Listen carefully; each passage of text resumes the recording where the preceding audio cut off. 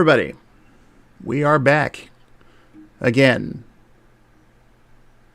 And I hope everyone can hear me. Okay, so with me as always is Mike. Hey. I better be here. Yep. And tonight we also have Batty, aka Ray, with us. Good evening.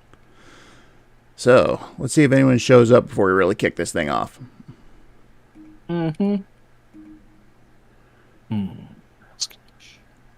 So hey, did you guys happen to hear about that Kickstarter that's coming up? A Kickstarter, you say? Yes, indeed. Which I don't know. You better tell me all about it. Well, it just so happens it's Kickstarter for my books. Oh. I see. Yes. Well, I'll give it a try. Yes, you definitely should. It launches on the 17th of this month. And I'm going to need everyone's help to make this a success, whether you can just share it or you want to buy a whole bunch of books or whatever. Any little bit helps. Let me see. And I see Sharon is here. Would you happen to have a link to this Kickstarter, perhaps, that we can spread around? Why, in fact, I would. It'll be posted in the description of the video. Huzzah. Huzzah, indeed. So, how have you two been? Up and down? That's, I think that's as fair an assessment as any life, but, yeah, it's, been a pretty, honestly, kind of an annoying summer. My job's had some bullshit parts, but I'm sure everyone's has at some point, so. Undoubtedly. Hoping to make the fall go better, so we'll see what we can do about that. Yeah. How about you, Ray? Oh, not too bad overall. It's been pretty quiet. Just been doing some home improvement and built a new PC for my wife and been playing some Castlevania since that collection came out. All right. You know, I've kind of had a similar experience, actually. I've been helping Betty convert one of our rooms into an office for herself. And as such, I've had to clean the whole thing out and had to put a bunch of stuff up and assemble a new desk and all sorts of other crap. But the important thing is she likes it. Good bingus. Mm-hmm. Okay, so I wonder who else is going to show up before we really kick this off. Maybe Snarbu. Maybe Snarbu, yes. Or maybe Kate. Maybe even Heihan. We shall see. Let me see. Well, if we wanted to talk about something before we talk about the thing we're going to talk about, since Ray mentioned that collection, I must say I really like Haunted Castle Revisited. And yes, the Dominus collection, correct? Yes, i.e. the one game for it that you really only give a darn about, and the others are just bonuses. That'd be the one. Yeah. Yeah, I know. Eventually I'm going to pick it up. Right now that Haunted Castle Revisited looks really good, and the other ones look like Symphony of the Night all over again. Yeah, the Revisited is pretty good. It's really close to Castlevania Adventure Rebirth in terms of like kind of how it looks and plays. Hey, Jay's here. Hey, Jay, what up? Yeah. It was made by the same developer, M2. Oh, and so who did that one too? Familiar to that. Okay. Yeah.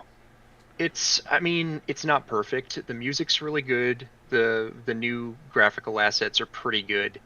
But some of them are kind of cheap looking if you don't have scan lines turned on to kind of mask them, like some of the background elements are like low-res JPEGs and that sounds odd. Some other stuff. Usually M2 goes all out. It's a budget, release. It's, Yeah, so I'm not good point there. surprised that it's kind of a bit lower. I mean, it's perfectly great to play and looks fine. It's just there's going to be a few spots, where it's kind of like, oh. Yeah. It did make me realize that Haunted Castle is maybe the game that is the Castlevania game after the first one that's really the closest in spirit to the original, in that it's only 6 levels and the game can be beaten in a relatively short amount of time. Pretty much all other Castlevania games afterward were longer and more grandiose. Grandiose. Grandiose. Even as soon as Castlevania 3. So I admit that I like just being able to, whip through a bunch of skeletons and such in only about half an hour's time if I'm just looking for a relative snack of a game. So it's interesting about the original game because it came out on Famicom Disk System. It was meant to have a save feature, so people could, just take it one stage at a time. It didn't have to go through it in one setting. That's right. And in terms of like kind of something that's similar to that, you might like the X68000 version of it too. Oh yeah, of course. I still remember the first time I got to. Hey, Hans here. Hey, Han. What up? How you doing? So, I remember the first time I got to play the Famicom Disk System Castlevania, and I was actually surprised he had a save feature. That was sometime in the mid-90s, I think. Shortly after I played Haunted Castle for the first time, actually. I'm sorry. Well, keep in mind, I had already known the NES trilogy pretty well before that, along with Super Castlevania 4. But stumbling across Haunted Castle in the arcades was just kind of one of those, what the hell is this moments? Yeah, I mean, I do really appreciate that the collection also comes with the original game also, but oh boy, it only serves to contrast with the remake how hella jank the original was. Oh boy. So, oh boy. As the human being who has spent more on that terrible game probably than anyone else, I can safely say just play the remake. Yeah, it's probably germane to just do that. I mean, even when you have the strongest weapon in the arcade version, which for some reason is a sword, which is total sacrilege for Castlevania, even the fucking flea men take 2 hits, which is just bullshit, so... Ooh, anyway. So that's a little diversion. I don't know if we wanted to get on the road with the main event here. Well... As some of you may recall, a couple months ago, we actually tried to do this, but my internet connection was absolute garbage at the time. And we got cut off midstream and we're never able to resume. So we're trying it again. We are doing a kind of a pro and con of different consoles that we like or dislike or are just kind of about. So, we can keep talking Castlevania for a bit, see if anyone else trickles in, or we can just go right to it. Okay. What say you out there? ...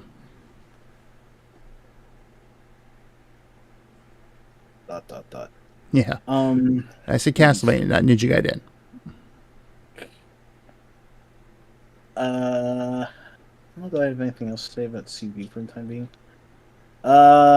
Boy howdy, Legends is not a good game. I'd rather play Legends than Adventure. Legends is a bit better than Adventure. There's no denying that. It does. Tough call for me, though.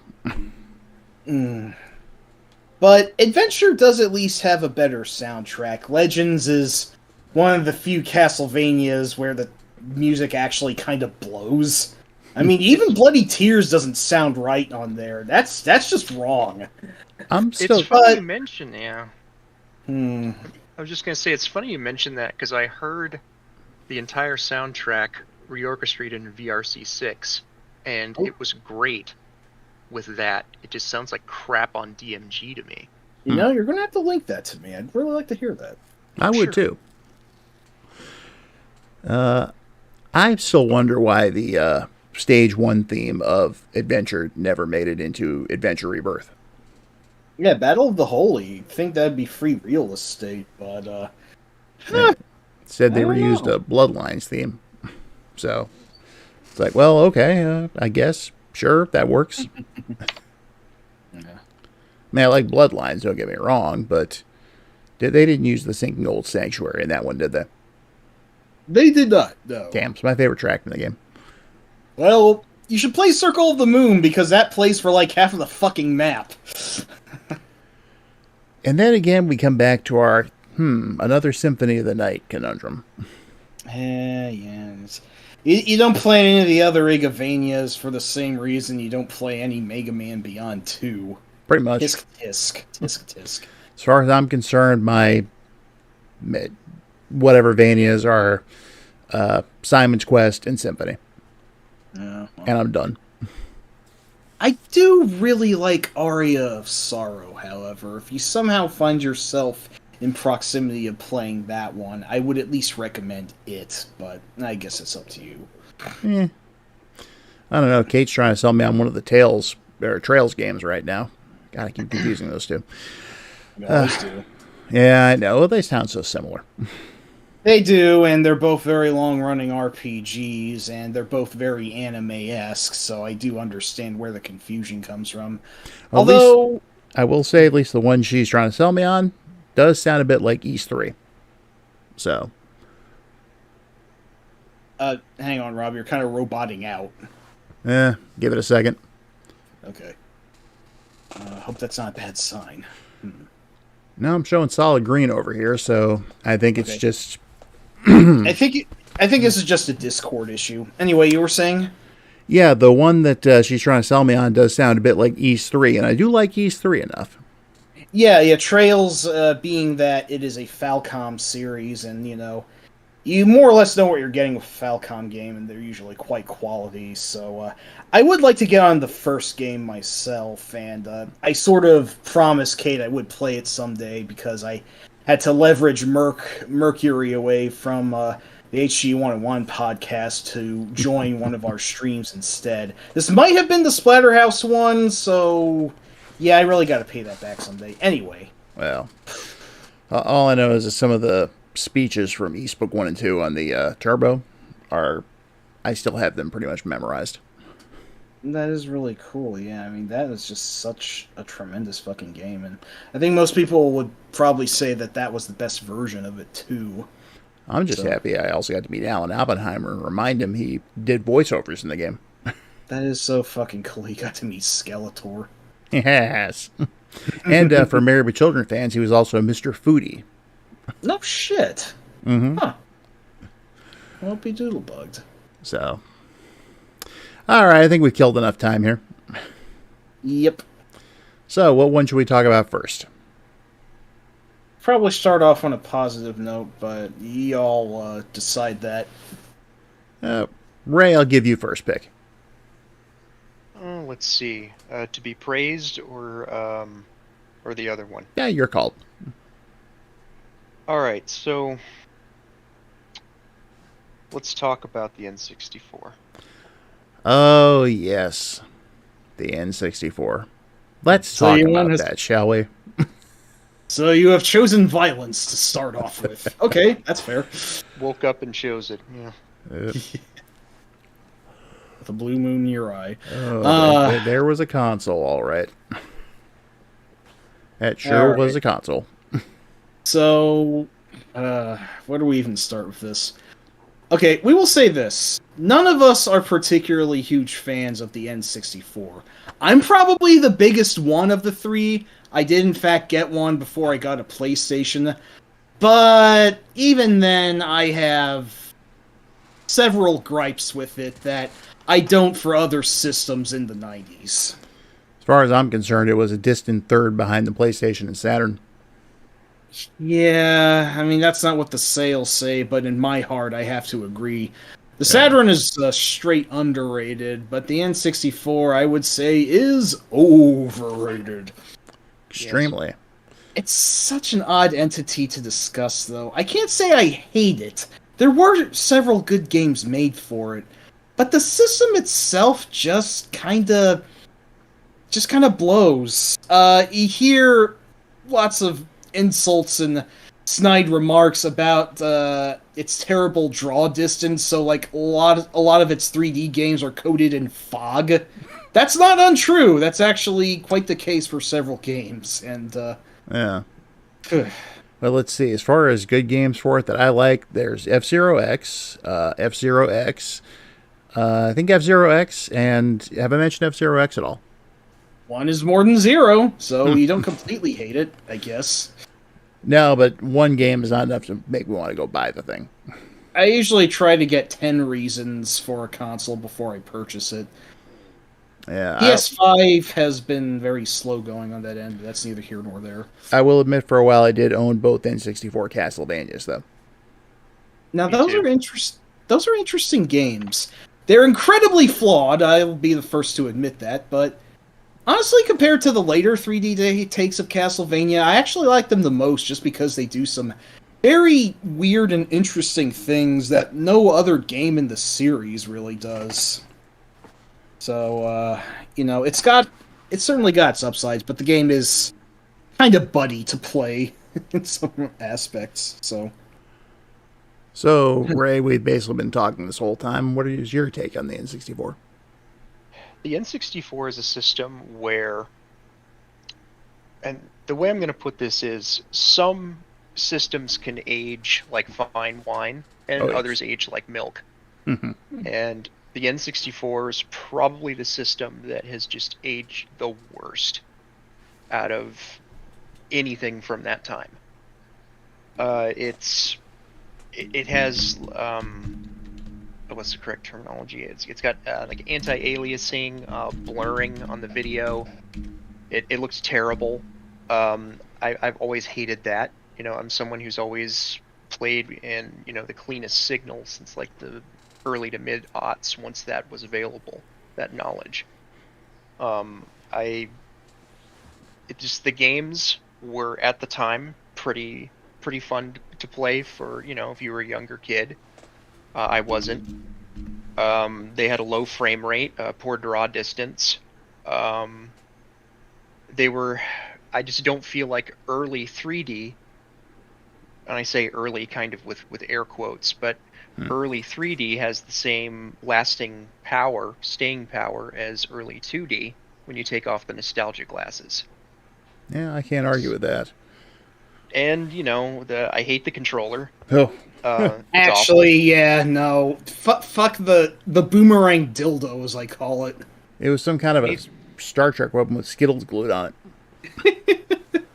awful. You need 3 hands for it. Yeah, that's it. That's the meme. The third leg, like something about it just feels like wrong to me on a like manufactured level. Just I'm not fond of that thing either, and it may have had like one of the first analog sticks in like massive published consoles around the time, but fuck that thing. I'm pretty sure I went through like 3 or 4 controllers because that fucker was just so fragile. Yeah. It's Ugh. even more frustrating to me because you have emulators, and there's a core for the Mister FPGA now for N64, and you can turn off, like you could de-blur it, and then but when you do on a lot of the assets, they're very low resolution, terrible looking assets, and if you remove the blurring on them, it looks awful. So a lot of it's like baked into the assets, so you can't even fix it by turning it off. More like ass. Oh my goodness. I'll shut up now. So it's about as blurry as a lot of people's memories of this thing. Look, if it's Yeah. like 19, when did it come out? 96? Yeah. Like Yes, I think 6 was when it started.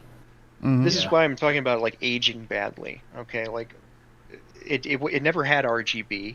The best you could get out of it was S-video. Most people probably are using RF and composite. If you had that plugged into a composite connection or an RF connection on your old CRT TV back in the late 90s or early 2000s, you probably wouldn't care that much. But if you like to play your games like kind of crisp, nice, it's not the console to go after. It's just kind of cursed. Yeah. Go ahead.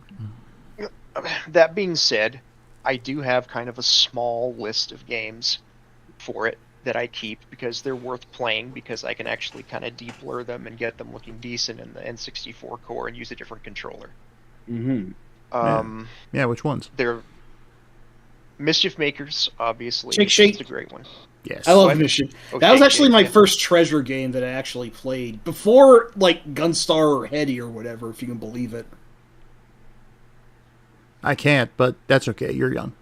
That was the result of being a staunch Nintendo fanboy. So, Like I said, you were young.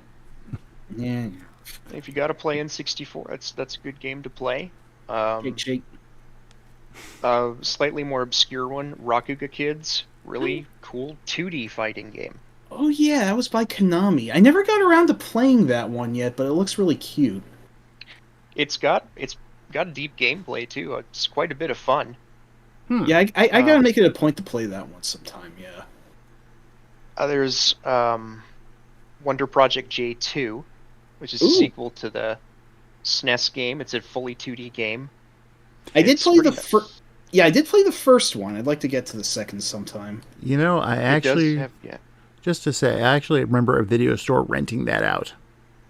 Oh, that's crazy. Nice. Mm-hmm. It does have an English translation now too, so Excellent. it's more available for the Western world to enjoy. I actually think Paper Mario is a good 2D game on there. Same. It doesn't de-blur as well as I'd like it to, but it's still a good game to play. Mm-hmm. I've got a few others. There's a few good puzzle games. There's 2 Puyo Puyo games on there. There's Dr. Mario 64. And Nice. there's, I think the Magical Tetris Challenge is also on PlayStation, but that's on there as well.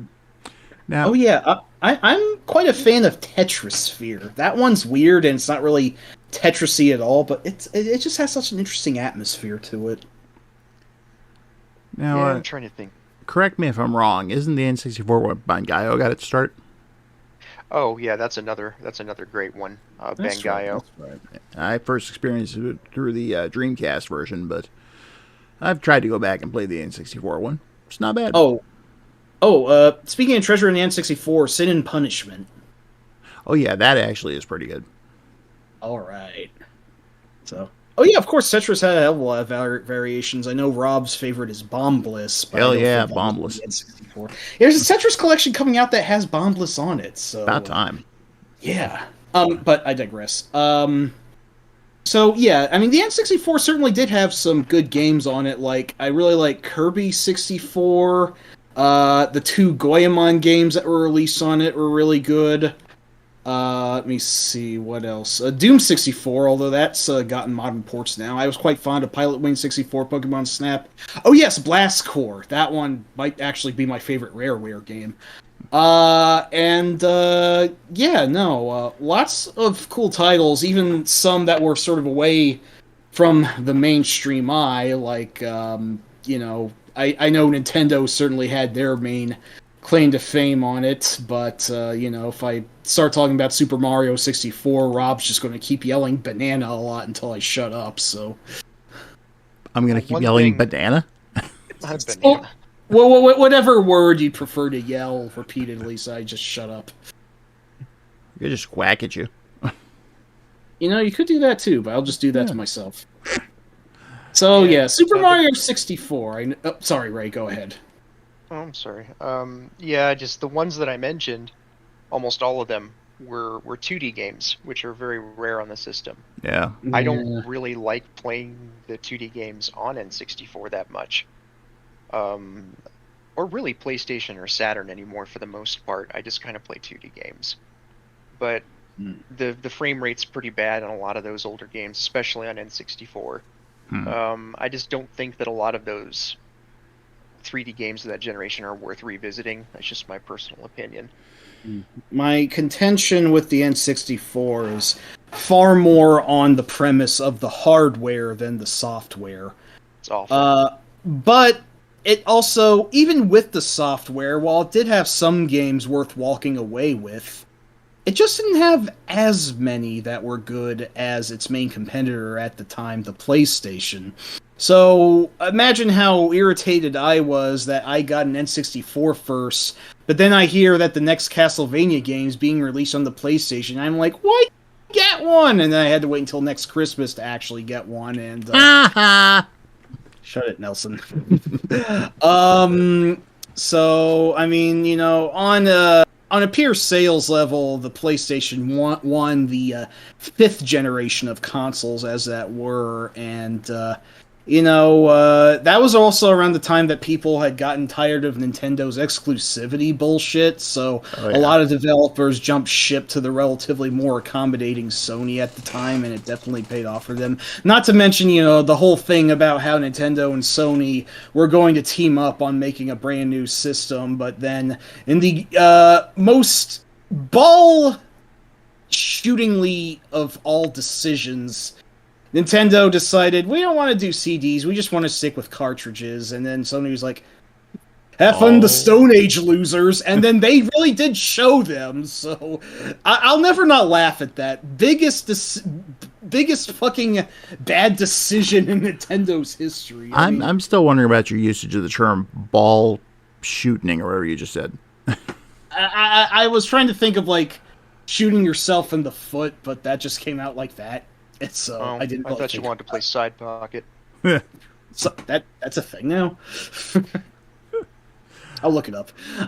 Anyway, so oh yeah, Sharon, the Super NES was the predecessor to the N64. I think the Super NES was in the States I forget, but I think in Japan it was 90. In the West it was 91, and then the N64 was like 5 or 6 years later. The N64 just felt like a bit of an inadequate inheritor because, Nintendo's just holding on to the whole cartridge thing. Their conservatism actually really screwed them over in the end. I think that, that was part of the reason that the N64 had the hardware limitations that it did, was that they didn't take advantage of the way of the future in CD media. So, that's why the games kind of look like corrugated ass, and why they're as choppy as they are. And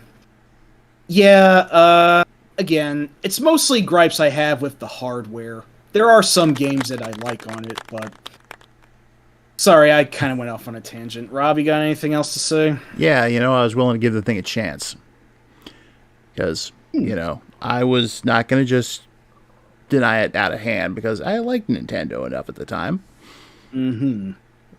I remember my friend Bromley had to go out and pick it up on launch day. He got Mario 64 and I think Pilot Wing 64. Okay. Pilot Wing 64, not bad. Mario 64, what the hell was that? It's like, I expected a traditional Mario game, I expected it was going to be in 3D, but I didn't think it was going to be at such a departure like that one was. And I played a couple stages into it, and I was like, I'm just not feeling this. And I've gone back from time to time to see if I changed my mind, and the answer is no. I actually like Mario 64 less than Mario 3. And anyone who knows me... No. Hang on one second. Wow. One of my daughters is here. So she is. Hey there. What up? Katie. Thanks for jumping in. Yes, thank you very much. Wow, that's a pleasant surprise. Yeah. So, but yeah, Mario 64 just never clicked with me. And then I tried playing that first Zelda game that came out after that, and that was just like, hard pass. Well, that first Zelda game, right? AKA the second most overrated game in the history of video games. Yeah, that one. But Katie, to answer your question, we're just talking about different consoles tonight. Ones we like, or ones we don't like too much, or we're just kind of in between. So, I will say that my Catherine here, she is an expert Metroid player. Nice. Mm-hmm. Has been for almost as long as I can remember now. Well, I think pound for pound, it is my favorite Nintendo series out there. So, good taste there. Mm-hmm. That was certainly... I'm her father. Exactly. I mean, yeah, there was that. That is a minus I could attribute to the N64. Absolutely no Metroid during the 5th generation. It was like the series just went on a total hiatus after Super Metroid, and it didn't pick up until the 6th gen when both Fusion hit the GBA and Prime hit the GameCube. Well, I think So, that they actually said that Super Metroid was going to be the last Metroid game for a while. well, I guess they were right about that. So, Apparently, that was supposed to conclude the entire series right there. And then they came up with the idea of reviving it. yeah, that's the concept of actually closing an entire franchise of a video game that has a lot more lucrative potential. It's just kind of crazy to think that they would have done that. So it was a different time then, though. I can see. Yeah. I guess they're playing for that. But. So, Ray, any more thoughts on the N64 at all? Some of the games you mentioned, like Mario 64 and the Zelda 64, those were well received at the time. I think because those were the steps that kind of needed to be taken to push those genres of games forward. But again, I argue, these games are primitive in a way that does not age well to me. Yeah. I think they just kind of age like milk.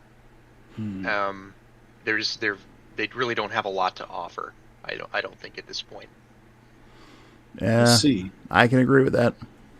Yeah, well, at the risk of getting daggers stared at me by our master here, I still kind of like Super Mario 64. I will fully admit the game is riddled with problems, sure. Lots of control and design foibles that don't age so well, but the game does have this oddly sort of experimental, semi-open design to it that I do admittedly find pretty fascinating.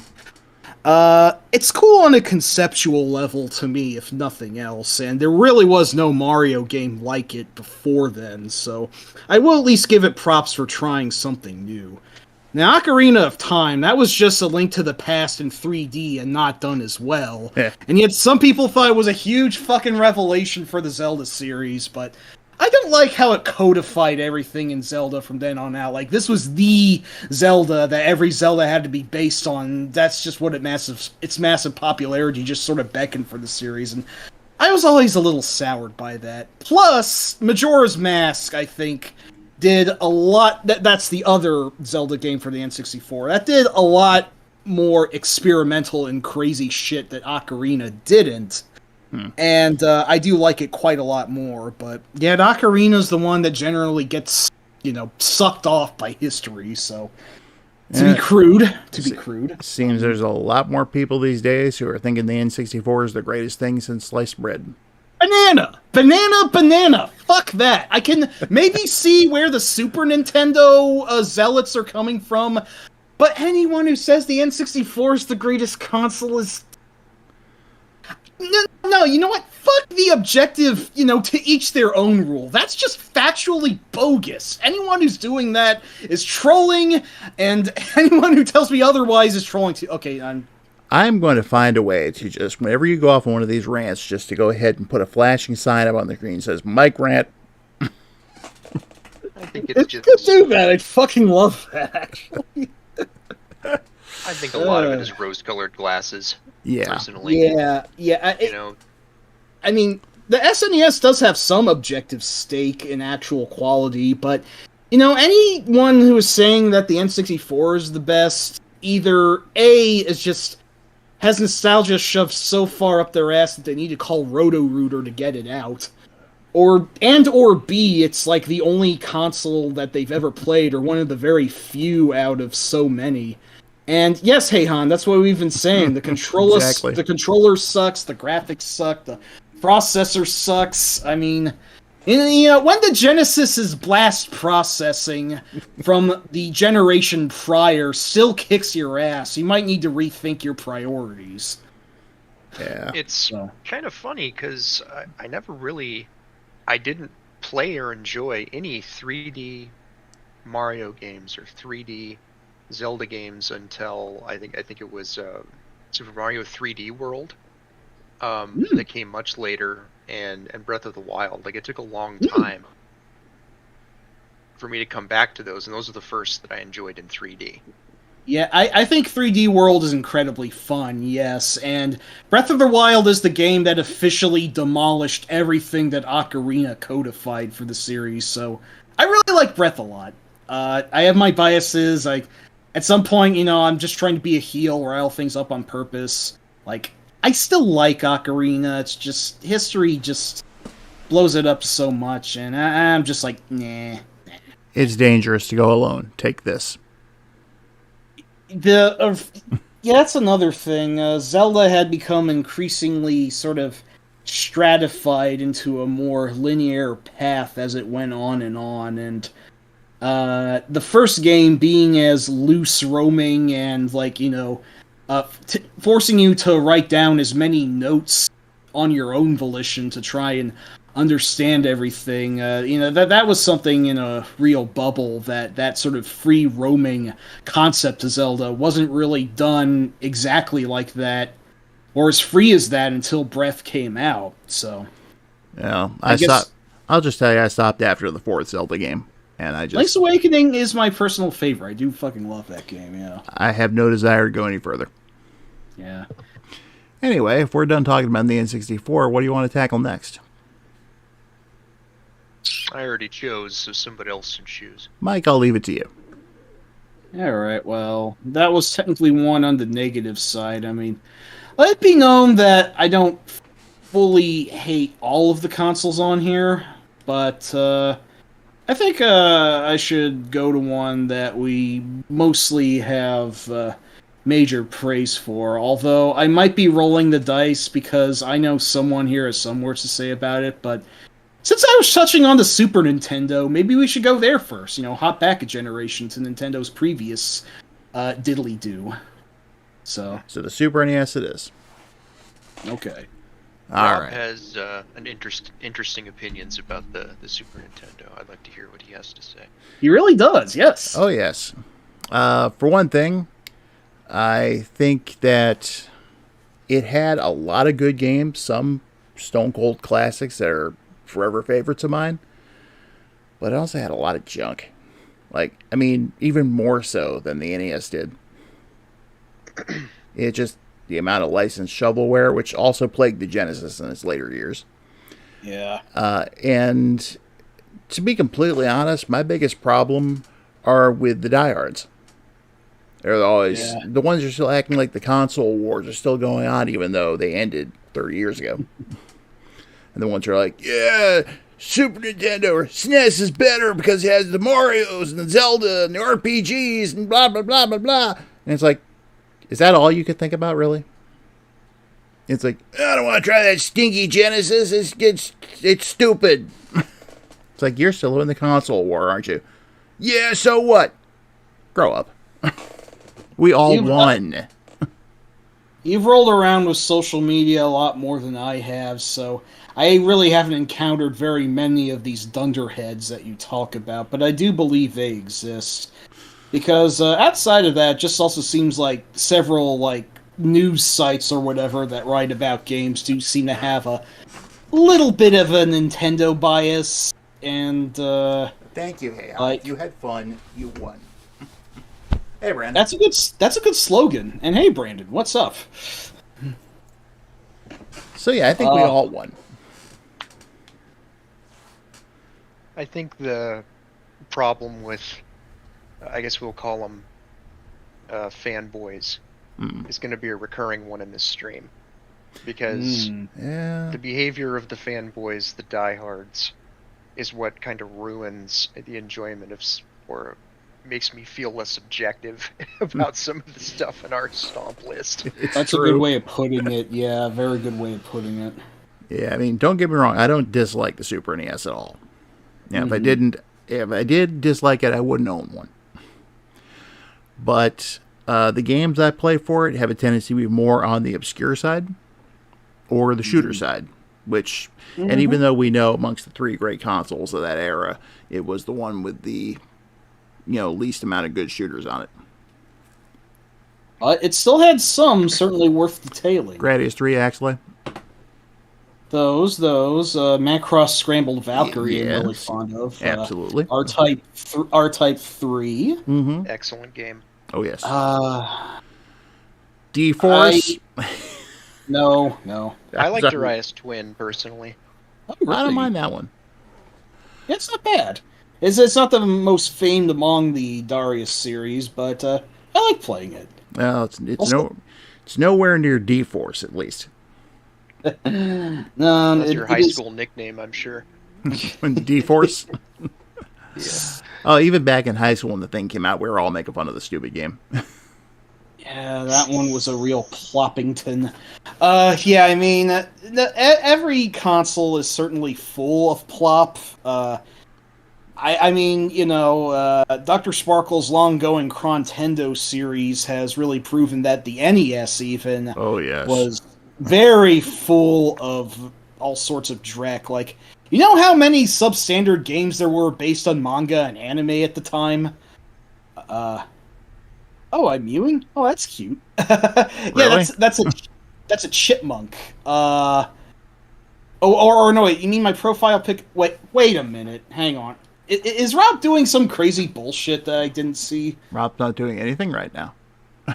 Right now, you say. All right, I'm going to have to keep my eye on Mr. Hart there.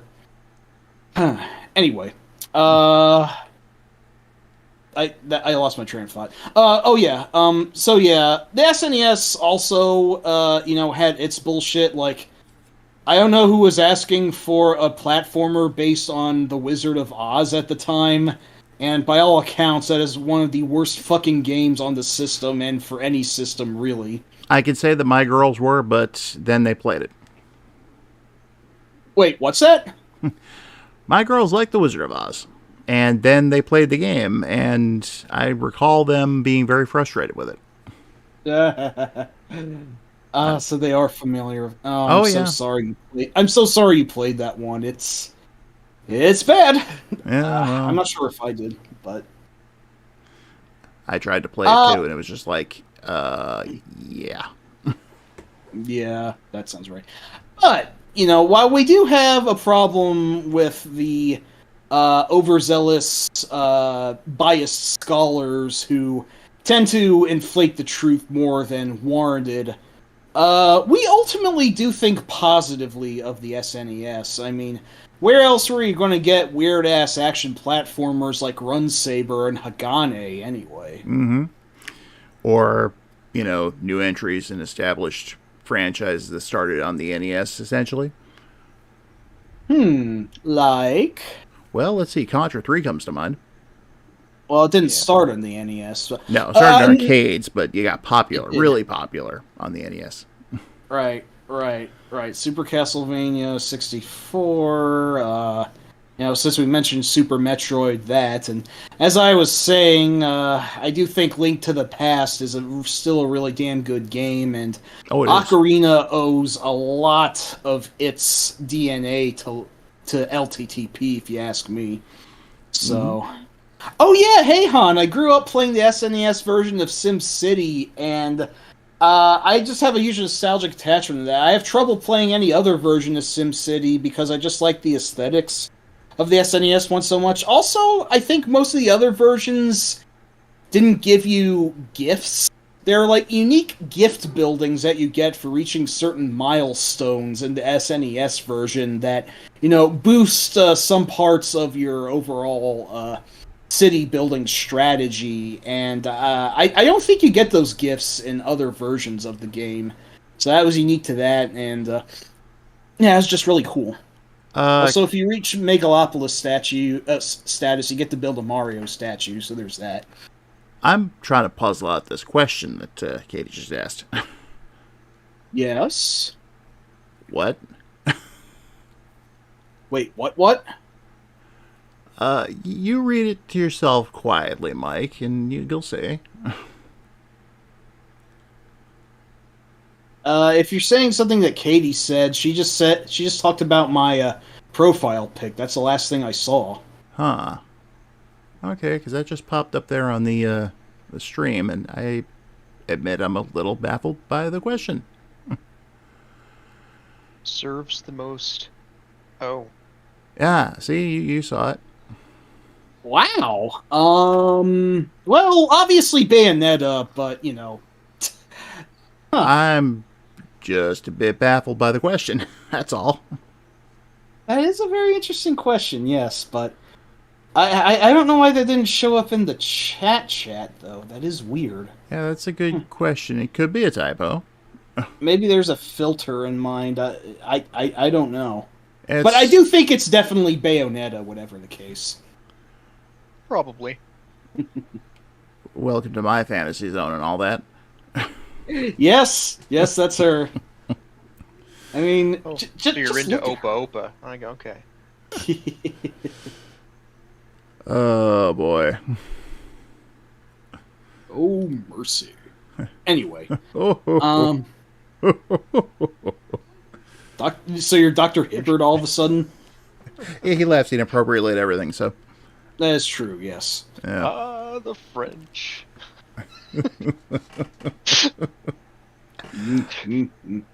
Anyway, like we were saying about the Super NES, it's a decent system. It just has idiots defending it, and yeah, I went there, and there's certainly some overrated stuff.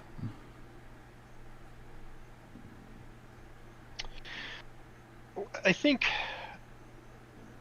idiots aside, because I mean that's kind of low hanging fruit that we're Yeah. going to be coming back to quite a bit here. Yeah. I will be coming back to it later myself, but idiots aside, there I think it has some pros and cons on the hardware and software side that are worth discussing.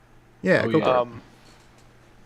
The SNES, I think, is one of the first consoles that was more complicated than the other consoles on the market. It was not using really any off-the-shelf parts.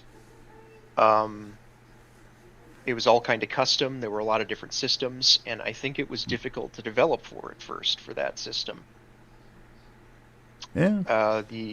The 6502 variant that it has was a kind of a modified version of the one in the Apple II GS. I watched an interesting documentary on that processor not too long back, and the development for it is a really bizarre and fascinating story. Wow. But yeah, it uses a kind of how like Rico modified the original MOS 6502 for the Famicom. They did it again with that Apple II GS 6502 CPU. It has a lower clock speed, but 6502s generally have lower clock speeds but can compete with higher clock speed chips, like the NES 1 megahertz can compete with the Z84 megahertz in performance, more or less, if it's programmed properly. Despite that, the SNES CPU was just kind of a bottleneck. I don't think that most companies knew how to develop games that kind of balanced everything across the bus to the video system and the sound system and the CPU in the first few years very effectively. Konami did it, but they had the best programmers straight out of college, best musicians, best everything, back in their heyday. Yeah. Yeah. But it was kind of a struggle, when you look at Gradius 3, and I feel that's like a perfect example of the of the CPU bottleneck. It was just really difficult for them to overcome, and I think that CPU bottleneck is one of the main reasons there aren't too many shmups on the system, because they were just not easy to code with that system. It was like the PS2 or PS3 of its time. It took a while for people figured it out. I see. It makes sense to me. Yeah. Yeah, so I think it was a more complicated system at that time. I actually think it's a pretty great system. I don't dislike it at all. I don't think it's not my favorite. I had one, I think when I was 11 or 12, and I had Contra 3, and it had that first home port of Street Fighter 2. That was a really big deal. The World Warrior port, really big deal. Oh yeah. I know you don't care for it, Rob, but it was a big deal. You might be surprised. I've actually grown more fond of Street Fighter 2 over time. Yeah. It's really turned around. I'm proud, actually. Oh. We'll have to have a match sometime then, but Shit, yeah. Yeah, Mike's already played me once at what was it, Ultra Street Fighter 4? Yeah, just last week, or just even a few days ago. Yeah, and completely thrashed me except for one time. Yeah, you did beat me with Chun-Li while I was playing as, I believe it was Poison. So, give yourself some credit. You're not a total wreck at the game. I give myself some credit then. You should, yes. But I often think about, sorry, I interrupted you there. No, I was about to say, go ahead and continue. I often wonder about if it had a faster bus between the systems, and if it had a higher clock speed CPU, what we'd kind of be looking at, looking back now, because those chips came in a lot faster variants than the 3.5 megahertz. I also just want to say real quick, Prime's here. Hey, Prime, how's it going, sir? Yep, and he definitely has a point there, because, yeah, it's not just nothing but Street Fighter 2 and Mortal Kombat 2 and whatever in arcades anymore, whenever you can find one. Yeah, you can look back in fighters with some more objective interest now that you're away from how cloyingly obnoxious the zeitgeist probably was to you at the time. Oh, it so was. But it really was, yeah. But go on, Ray. The colors and the transparencies and the graphics that the Super Nintendo was capable of displaying, if it was programmed for correctly, were very good at the time. It was finally something that you wouldn't really even see, like those kinds of transparencies and stuff you wouldn't even see in arcades at the time. The Genesis, the Mega Drive was that, for at least here in the West, was that first kind of taste of having something close to the arcade at home. Mm-hmm. And I think, and though the SNES didn't have a huge amount of arcade conversions by comparison, I think that feeling of like, wow, I finally have like something comparable to an arcade at home was definitely there with the SNES. Like it did look really, really good at that time, and it could do some stuff that like not even Neo Geo could do, transparencies like that. It used mesh to do transparencies. So really good looking graphics on that console. I don't know about the Mode 7 stuff. That always seemed like kind of just, I was going to bring that up if you weren't going to. Definitely a gimmick for its time, for better or worse. Yeah, it worked in some games. It's dollar store super scaler, honestly, but it is what it is. Yep. It was neat at the time to have anything like that at home. I'll say that. Absolutely. That wasn't like I have the arcade at home yet. Like, no, that's not. The sound on the Super Nintendo. I often kind of compare it to like Amiga, but many times better, because it's that sample-based sequencer kind of sound. Yeah, that's fair. And when it was done right, it could put out some amazing sound. But when it was done cheaply or wrong, it sounded like more farty and MIDI-like than the Genesis ever did, in my opinion. Oh, yeah. And the Genesis had gens. Yeah. There are some really bad Super Nintendo, like the DSP was capable of great things, but like if there wasn't enough cartridge space for the better samples, or if they just didn't know what they were doing with it because it was complicated to program for, you got some jank. Mm-hmm. Like it's not amazing, but I guess I'm just kind of rambling at this point, just kind of going over the pros and cons. I don't know. Those are. I think go ahead. I think it's a significant console, and it's a good console. Probably one of the best ones made. But I also feel that way about the PC Engine and the Genesis. That entire console generation was very good. Oh yeah. I think the fourth generation is still probably my personal favorite. Fourth generation being the early to mid 90s. I think that's my favorite time for gaming. It was just everyone was firing on all cylinders. We had reached a new level of creativity that everyone was just prodding and exploring. It felt like there was so much territory to get into. Even PC games were really stepping up what they had going for them. With the advent of like Wolfenstein 3D and Doom, is like those were also vying to be more than just like boring fantasy RPGs or what have you. So like everyone was just doing so much cool shit in the early to mid '90s, and I am speaking with rose-colored glasses, I do admit at this point, but no, I just think it was a really fucking good time for games, and I don't think we're ever going to see something that was quite that enlightened ever again like that. So, and I do want to toss this out here because what Katie just said. Yes, when she and her sisters were younger, they each had, well, they didn't each have, but they collectively had a Genesis and a Super NES.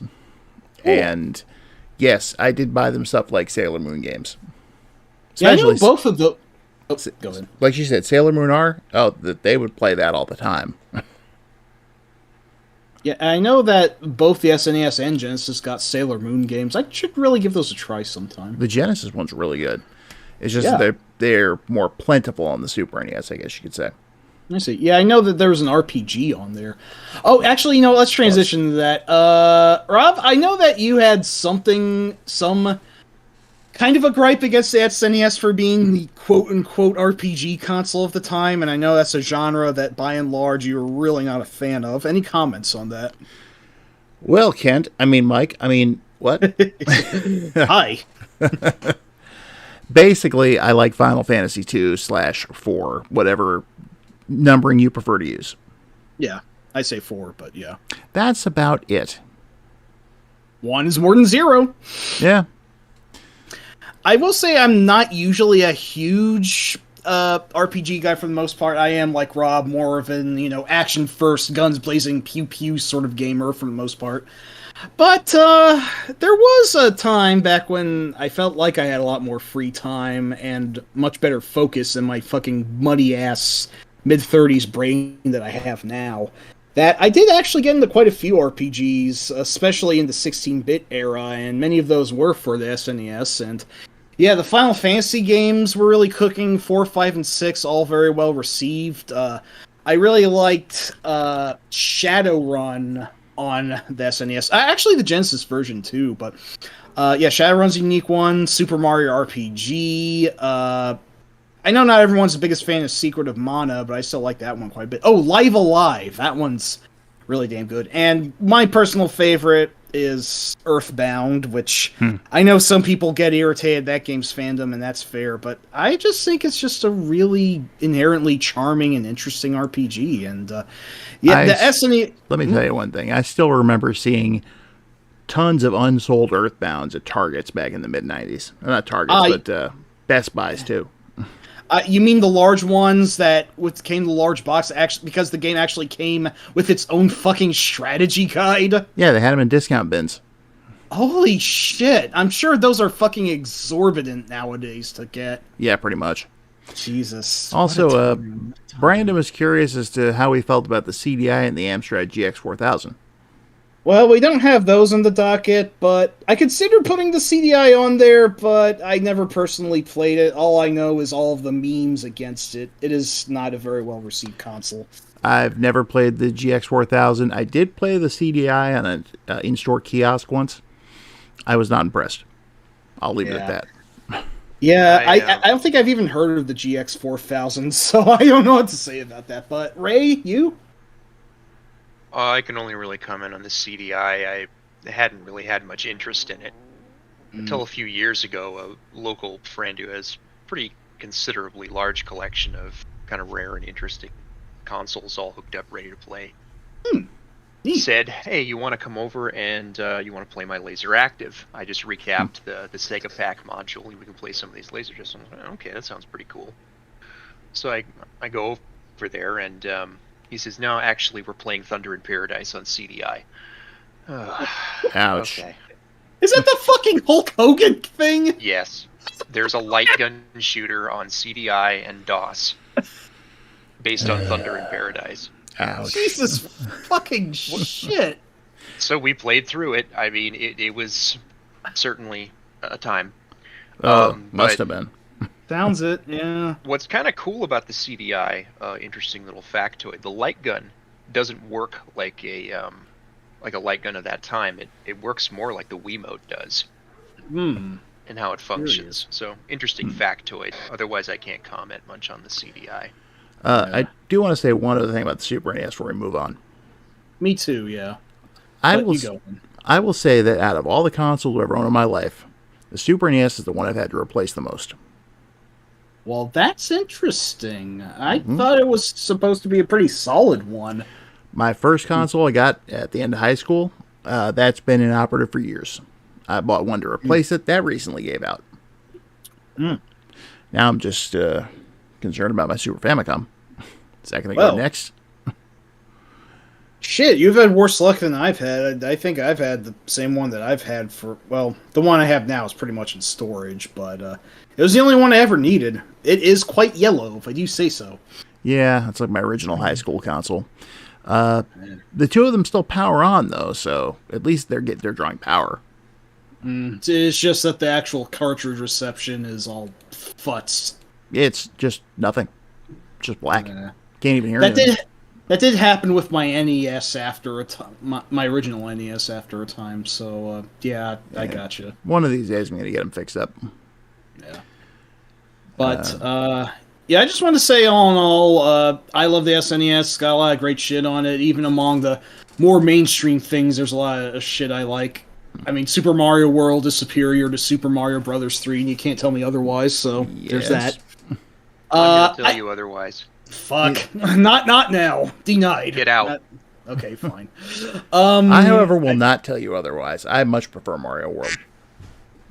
Two I against don't one. even know Hey, you okay. two. I did want to say this as I was talking about RPGs. It does have the one game I think is even more overrated than Ocarina of Time, that being Chrono Trigger. Oh, A game yes. which I think is pretty good, but, you talk to anyone and you'd think that, it was made from God's golden feces itself or whatever. And I just don't feel, I just don't see, what the big fucking deal is, so that's definitely for another stream for another time. So I just wanted to highlight that because, yeah, the SNES does get over-filleted every now and again, as Rob can certainly attest, and that is unfortunate, but I don't want the dumbass fanboys to distract from the fact that this console was a big deal, and I do think still kind of is, so, yeah. Yeah. It's a good console. It's still in my top 10. It's just nowhere near the top. That's what I feel about Super Mario Brothers 3 also, so. My I opinion... stand between where you two do, so let's go. Can we do an Among Us thing where like we vote to like eject Mike out the airlock? Thing is, I agree with Mike on this. Both of you then. I could be an imposter. I'm running who the knows? thing. Chat can vote. Katie, we don't have the Game Boy Advance on our notes, but I do like that thing quite a bit. I especially like the Game Boy Advance SP model, which is just like a foldable square that is really the most portable I've ever had. And aside from a few dead pixels, I think it's still functional. And last time I went on a trip somewhere, I brought that with me, and a few people asked me, "Oh, hey," they said to me, "Hey, I remember that thing," and I just felt a little glowy at how people still recall that the GBA certainly did do something good in this world. So Now, I will say it's a cool this. system. I'll say this. Katie, a couple of years before you were born, I actually owned a Game Boy Advance game. I planned to get a Game Boy Advance, but I never did. Well, what was the game? Gradius Galaxies. That makes sense. That does make a lot of sense. And Metroid Zero Mission is really good. Yeah, Fusion and Zero Mission are awesome. I think that having really, really close to Super Metroid in quality, but they both do their own different things. And if you get a GBA and you're a Metroid fan, you really do have to get those two. So. And Gunstar Superheroes. Yes, I don't like that one as much as the original, but it was still pretty interesting to play. Same. I wish I would have put the GBA on our list now, because there's so many fans of it. Oh well, maybe we could discuss that another day. So. Yeah. How about you, Ray? For the GBA? Yeah, any thoughts on that? Yeah, just a couple. At that time, 3D was in and 2D was out. And if you wanted to play 2D games, you went to handhelds, and the Game Boy Advance was where you got your 2D gaming fix. There was a lot of really good games on that. The Castlevania series continued on there, really good stuff like Ninja 5.0 and all kinds of great 2D games on that. So if you weren't into 3D that much, you picked up a GameCube and you picked up a Game Boy player, and you got through it. Yeah. Yeah, that was right around the time that I was not exactly getting out of games, but I had other priorities at the time. Yeah, I gotcha. Oh, hey, Katie, I was saying to your dad earlier that if you do have to play any one Metroidvania beyond Symphony, definitely make it Aria. So, pester him to play it, and he might listen to you. Yeah, because I know I'm not listening to you on this one. No, you are not, sir. I could rank them, but it would take too much time. Oh, I'd love to discuss that. Again, maybe we can do that after the stream. Yes, but I think for now we'll move on to our next one on the list. And since I haven't picked yet, I guess it's my turn. Go for it. Let's talk about the 3DO. Wow, going from 100 to 0, are we? Oh, yes. Holy shit. 3DO, huh? I had virtually no experience with this thing until about, I'm going to say about 9 years ago. A friend of mine had actually wanted me to sell his 3DO for him, so he left it with me when he came down here to visit. And he had a huge stack of games for it. Out of all of them, the one I remember the most is Road Rash. Because it was the only one, after I tried them all, the only one I ever went back to. It's the only good one, let's be real. Well, there was other stuff that came out for it that he didn't have, like, was it Street Fighter 2 Turbo? Oh yeah, that is weird. Super 2 Turbo did not get any ports outside of the arcade except to the 3DO at the time. It was a legitimate exclusive at the moment, and that was just so fucking weird. Of course, it would come to many compilations later on, but still, what the fuck? Now, I played Gex on the PlayStation when they ported it to that. I don't think he had Gex with 3DO. Or if he did, I'm just forgetting it existed. One of the two. Yeah, well, I can tell you the one 3DO game that, for some fucking reason, is most lodged in my mind was a terrible Mortal Kombat ripoff called Way of the Warrior. Oh, dear God. Yeah. If you haven't been tired of Thunder Kiss 65 by White Zombie before, that game will make you tired of it, and I know Rob's a fan, so, I was just about to say, wasn't that the one that had the White Zombie soundtrack?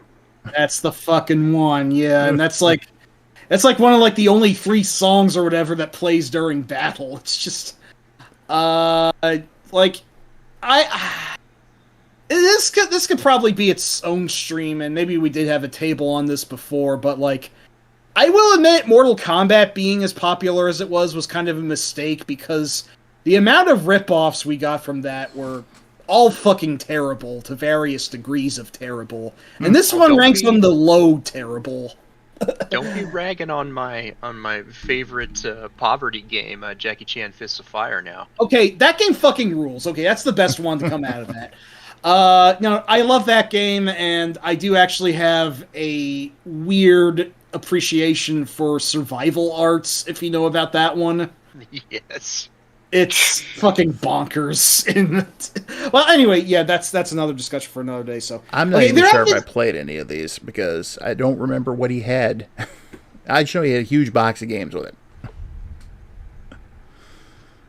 And of course, almost knows all about it. Almost none of them left an impression, I'm sure, and there's probably a fair reason for that. Yeah, I think he also had Wolfenstein. That was one of the few good games for it. Port though it was a very polished port that I think that was the one that came first that actually gave BJ different weapons besides just the bullet weapons, so that was cool. Hey, Logan's here. Oh, hey LDP, what's up? Yeah. No, Logan, as far as I know, Way of the Warrior was actually one of the few True Blue 3DO exclusives, and, Probably for the best. Wait a minute. The game with the Rob Zombie soundtrack on the PS1, wasn't that Nightmare Creatures 2? Okay, I'll have to... I actually will need a bit of further clarification, because there was more than one game on the PS1 that I'm pretty sure used Dragula in it. That was kind of a fucking meme for the time. Might have been Nightmare Creatures. Okay, that's fair. That might be it. I don't think anyone's tried to stream the 3DO Road Rash. I mean, that's probably like the best game for it, and even then, didn't that get ported to other systems? Yeah, I think PlayStation and maybe the Saturn.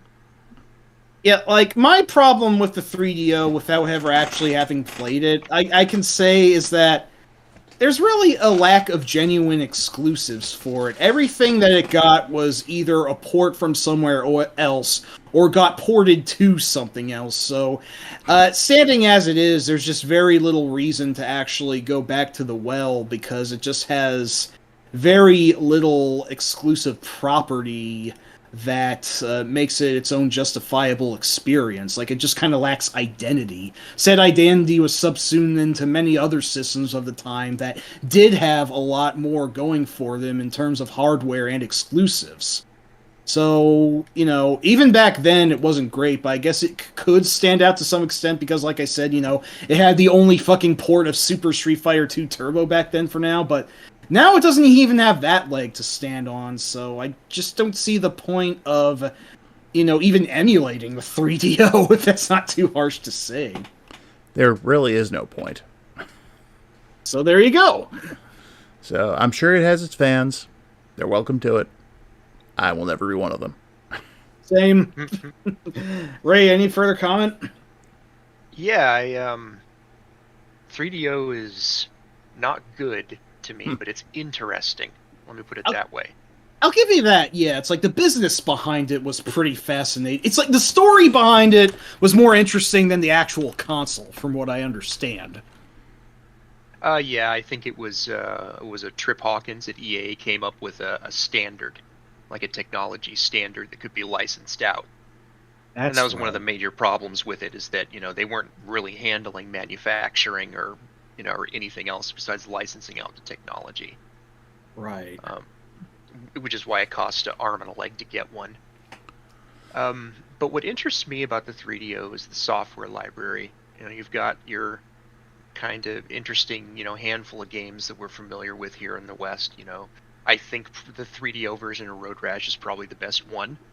I only bought a 3DO in the 2010s for Road Rash.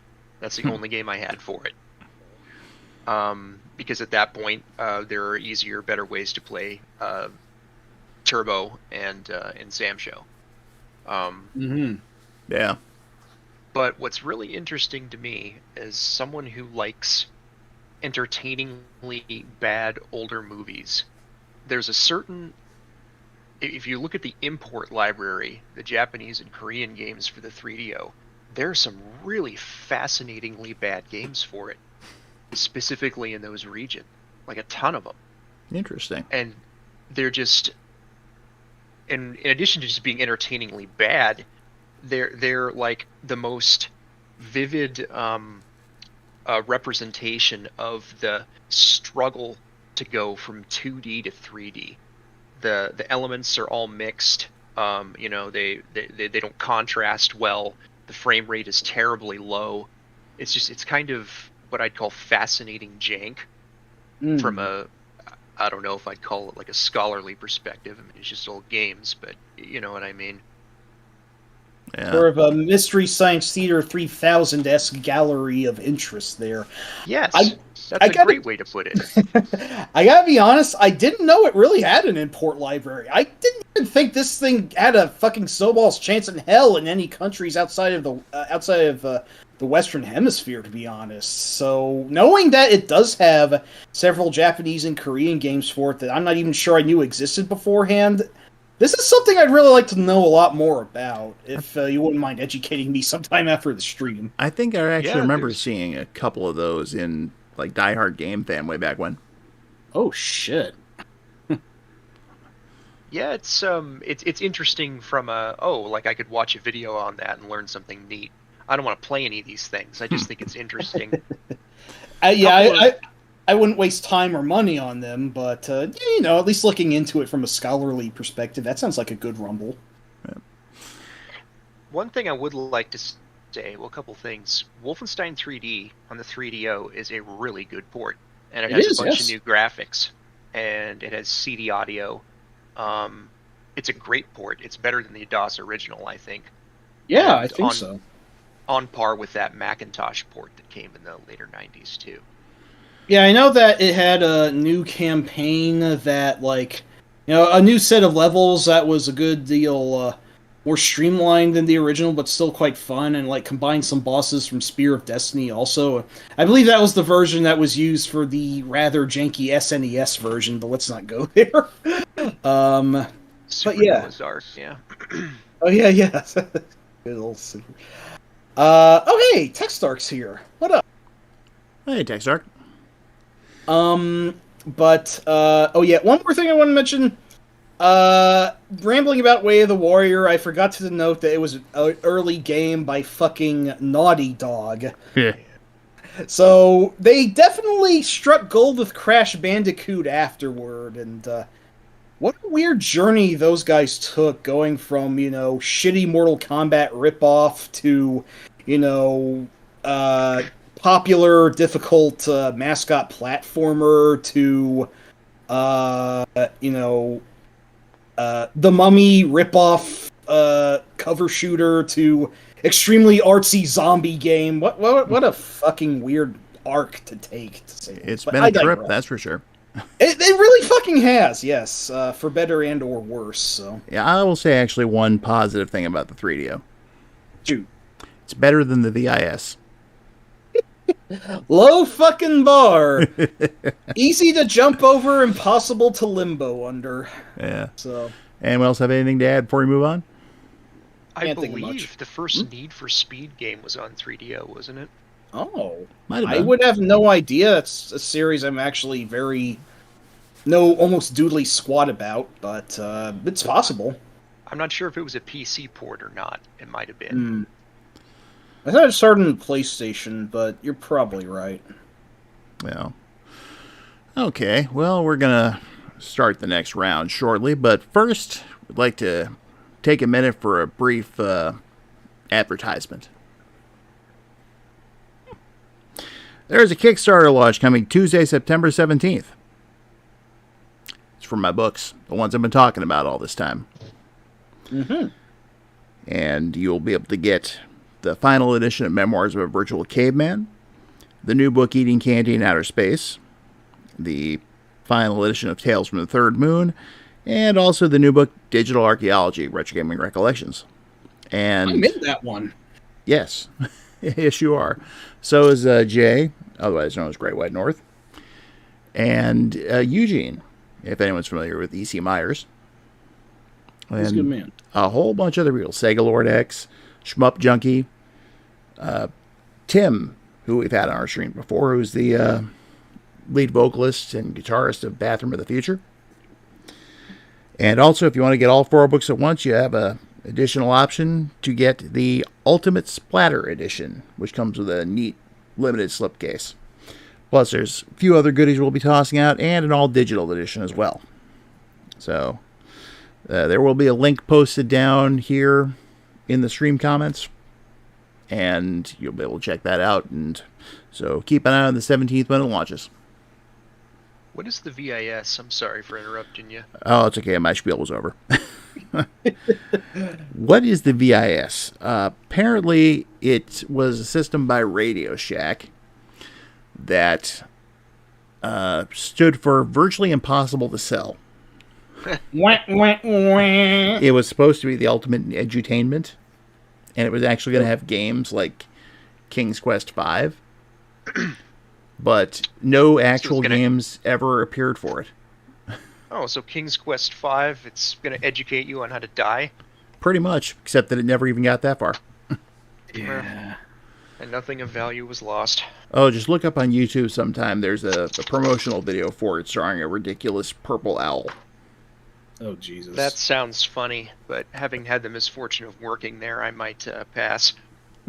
There's something new at your local Radio Shack. You got questions? It's worth it, though, just to see the opening with... Your kids are probably watching too much TV. And what are they watching? Probably some clown with a gun. And it's literally a clown with a gun on the screen. What the fuck? Well, that sounds more entertaining than what they got going on. Yeah, Like, that's true. You even watched the video with us, Mike. You don't remember the clown? It's been some time. I must have blocked it out from memory. Granted. But yes, Team Scar. Anyway, VIS is certainly interesting. And hello, Prime One. Thank you for joining us. Oh, hey, another Prime. Thank you for stopping in. Yeah, the VIS is a thing. And, haha, very funny, Logan. Anyway, so let's move on.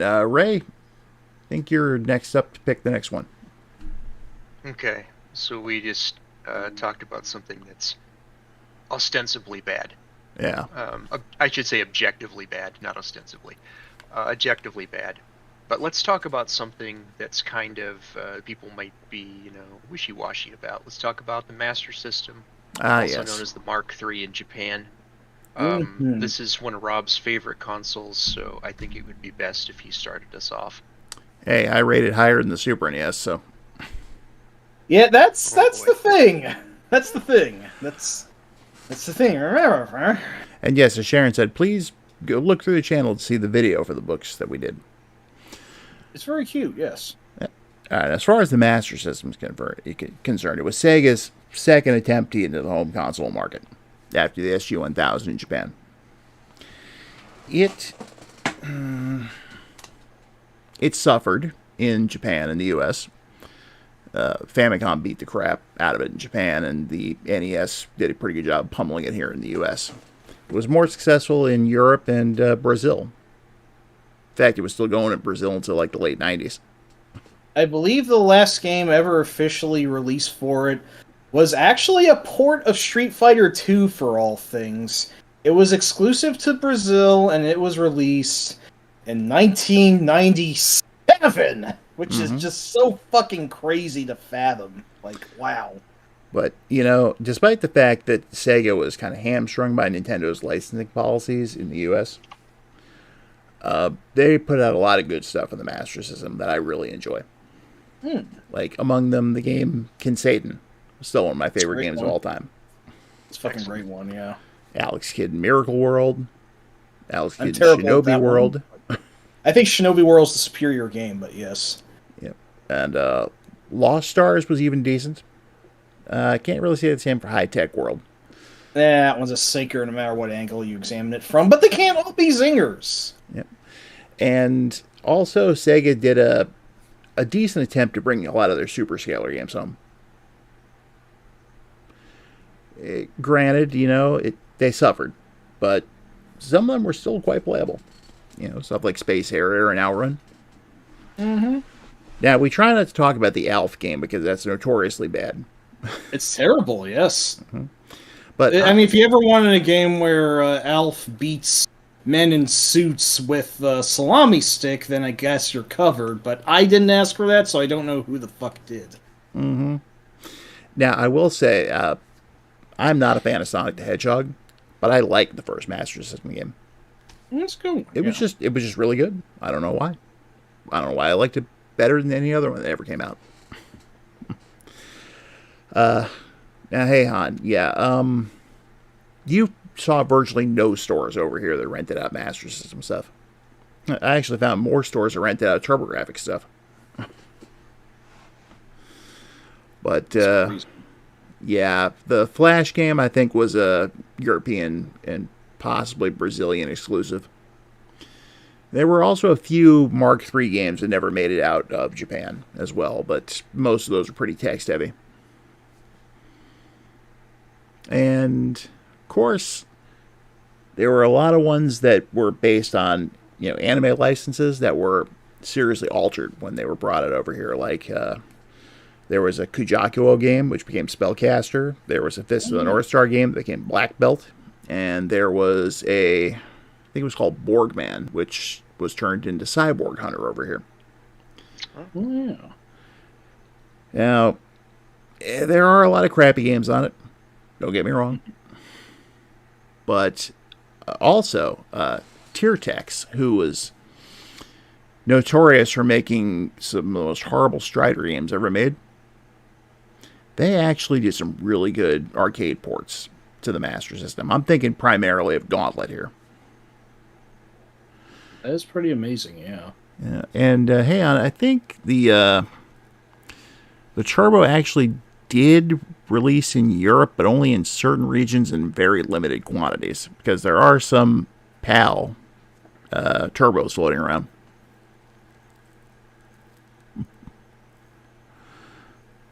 Mark the Third. We're still calling it the Mark III.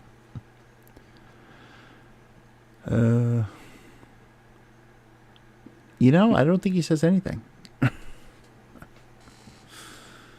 Oh, well. But, and it was just a case of Sega just didn't have the kind of, market penetration that Nintendo did. They, in America at least, they beat Sega to the market here, and they quickly, put all their draconian policies into place. But for us, it was a good thing because it revitalized the industry. It was not a worldwide phenomenon like some people would have you believe. Well, that's the thing, Sharon. There were a ton of terrible games for the Master System. But we just like to focus on the good ones mainly. Yeah, it certainly had more going for it than that someone would think. And being that Nintendo, as Rob mentioned, did hold almost all the cards for other licensees at the time, most of the games were made by Sega themselves. Mm-hmm. So that they actually had as much of an output for the system as they did, I think, is incredibly remarkable on its own power. Yeah. They did get some other systems helping, some other companies helping them, though. Like, I forget the official story on the Wonder Boy developers, West One or Hudson, whoever was involved. It was West One. Okay. Yeah, I think they licensed that out to Hudson to make Adventure Island. That's right. That's how that went. Well, Wonder Boy, the Dragon's Trap was really fucking good. They made good use of the Disney license to give us both Castle and Land of Illusion. Both Irem and Compile worked on the really good SMS port of R-Type. Yes. And Sharon, level. To be fair, Sharon, you had good games. You didn't have many of the stinkers. Yeah, I mean, that's something that can't be understated about the consoles. That it did have some really goddamn good games for it. It's a shame that Nintendo's propaganda was beaten into my head, because I didn't even know the Master System was a fucking thing at all until I really got into retro collecting in like the early 2000s. So like I was like, holy shit, someone else was trying to challenge Nintendo during a third generation. My eyes just about popped out of my skull.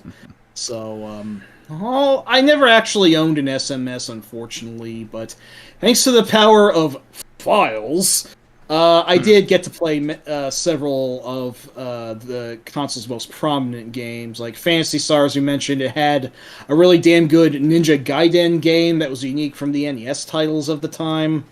Compile actually did make quite a few good things for the thing. We got a port of Aleste, or Elise, or however it's pronounced, called Power Strike, which is good but really fucking hard. Oh, and yeah, then we also got Power Strike 2, which was actually completely unique for the SMS shoot 'em up. That's an amazing fucking shoot 'em up. Even for the hardware of the system, it was really incredible, but it's just a really damn good game, too. And recently, I actually beat the somewhat Zelda-esque action RPG Golvelius. That was really fun. I had a lot of... it was really cool. I don't know why I didn't get to that one earlier. There's one part that kind of stuck me up because these video games usually have at least one really bullshit moment that you kind of have to look up on an FAQ to get anywhere with, but it is what it is. I expected that, so. Logan, just so you know, Master of Darkness never actually received a U.S. release. That was Europe and Brazil only. Fuck! I forgot to talk about Master of Darkness. That one's excellent. Either. No, it is a fantastic ripoff of Castlevania. Like, it makes no bones about hiding its very blatant influences, but it also has it's a little more blatant on the Hammer horror influences than even Castlevania was, and it's just really fun. You get to whack evil things with a cane, so that's good stuff. It did make it over here for the Game Gear, which was more successful than the Master System was. Surprisingly, yeah. I did actually own a Game Gear, but I only ever had 3 games for it. I didn't get any more. I didn't play all that much, and we sold it in fairly short order. In retrospect, I wish we would have gotten more stuff for it, but oh well. Well, here's the thing about that, Logan. Actually, Master of Darkness was released after the Master System was discontinued in the U.S., and that was long after Tonka had sold the rights back to Sega. Yeah, that's probably why we didn't get the SMS version. Mm-hmm. But like I said, we at least got the Game Gear version. Okay. Ray. Would you like to chime in? Sure. I just didn't want to interrupt anybody when they were cooking. Thank you. A couple months ago, as you recall, Rob, I've always been interested in the Master System to an extent. I had a marked MK2000 model from Japan, the FM built in and everything a while back, and a couple months ago, I decided to finally, curate up a list out of, just to get rid of the ROM listitis, when I looked at the games. I ended up with about 40 between international releases, homebrew, and Game Gear conversions, which is more than I expected. And some of these suggestions came from you as well, Rob. Thank you. You go to, if you want to know some good stuff, you talk to the expert. This is kind of your jam, so. Yes, it is. So some standouts for me that I think haven't been mentioned yet. Master System version of Batman Returns, pretty cool. Oh yeah. Yep. The GGLS Day games that have been converted over to Master System, you can play in full screen. Those are cool. All 3 of them. Oh yes. Final Bubble Bobble Mm-hmm. is actually, I don't know if I call it an enhanced port. It has some extras in it, more levels and stuff. It's a good port of Bubble Bobble. Really good port. Mm-hmm. I love Hokuto no Ken, so I think that is the best 8-bit Hokuto no Ken game. The NES ones, the Famicom ones are not that great. They're really shitty, yeah, but no, HNK is really good, and while its Western conversion Black Belt took some rather weird liberties, it's also pretty good, so... Masters of Combat. Master System exclusive, and actually a fairly good fighting game once you get used to the control scheme. Yeah, for just 2 buttons, that one's honestly not bad. It is a pretty good game. Another game that, is kind of an obvious choice, but that I'm fond of is the original Phantasy Star, if we're talking RPGs. Oh, yeah. Of course. If there's only going to be one RPG on a system, or, only a handful, that's a really good one. That's one of the only RPGs I've ever finished in my life. Yeah. Sci-fi RPGs were not the norm back then, so Phantasy Star was a great series. If you don't mind, I just want to say this real quick. I remember talking to a guy back in high school about Dragon Warrior. And I was telling him, this game, we rented, it's alright. It's some game where you're going around, you're a knight, you're trying to rescue a princess and kill this dude, the Dragon Lord, and all that. And, you fight all this stuff. I'm going, he's like, have you played Phantasy Star? I've never heard of Phantasy Star, except that maybe I saw an ad for it. Why? He's like, because this kicks its ass. I can just tell you that.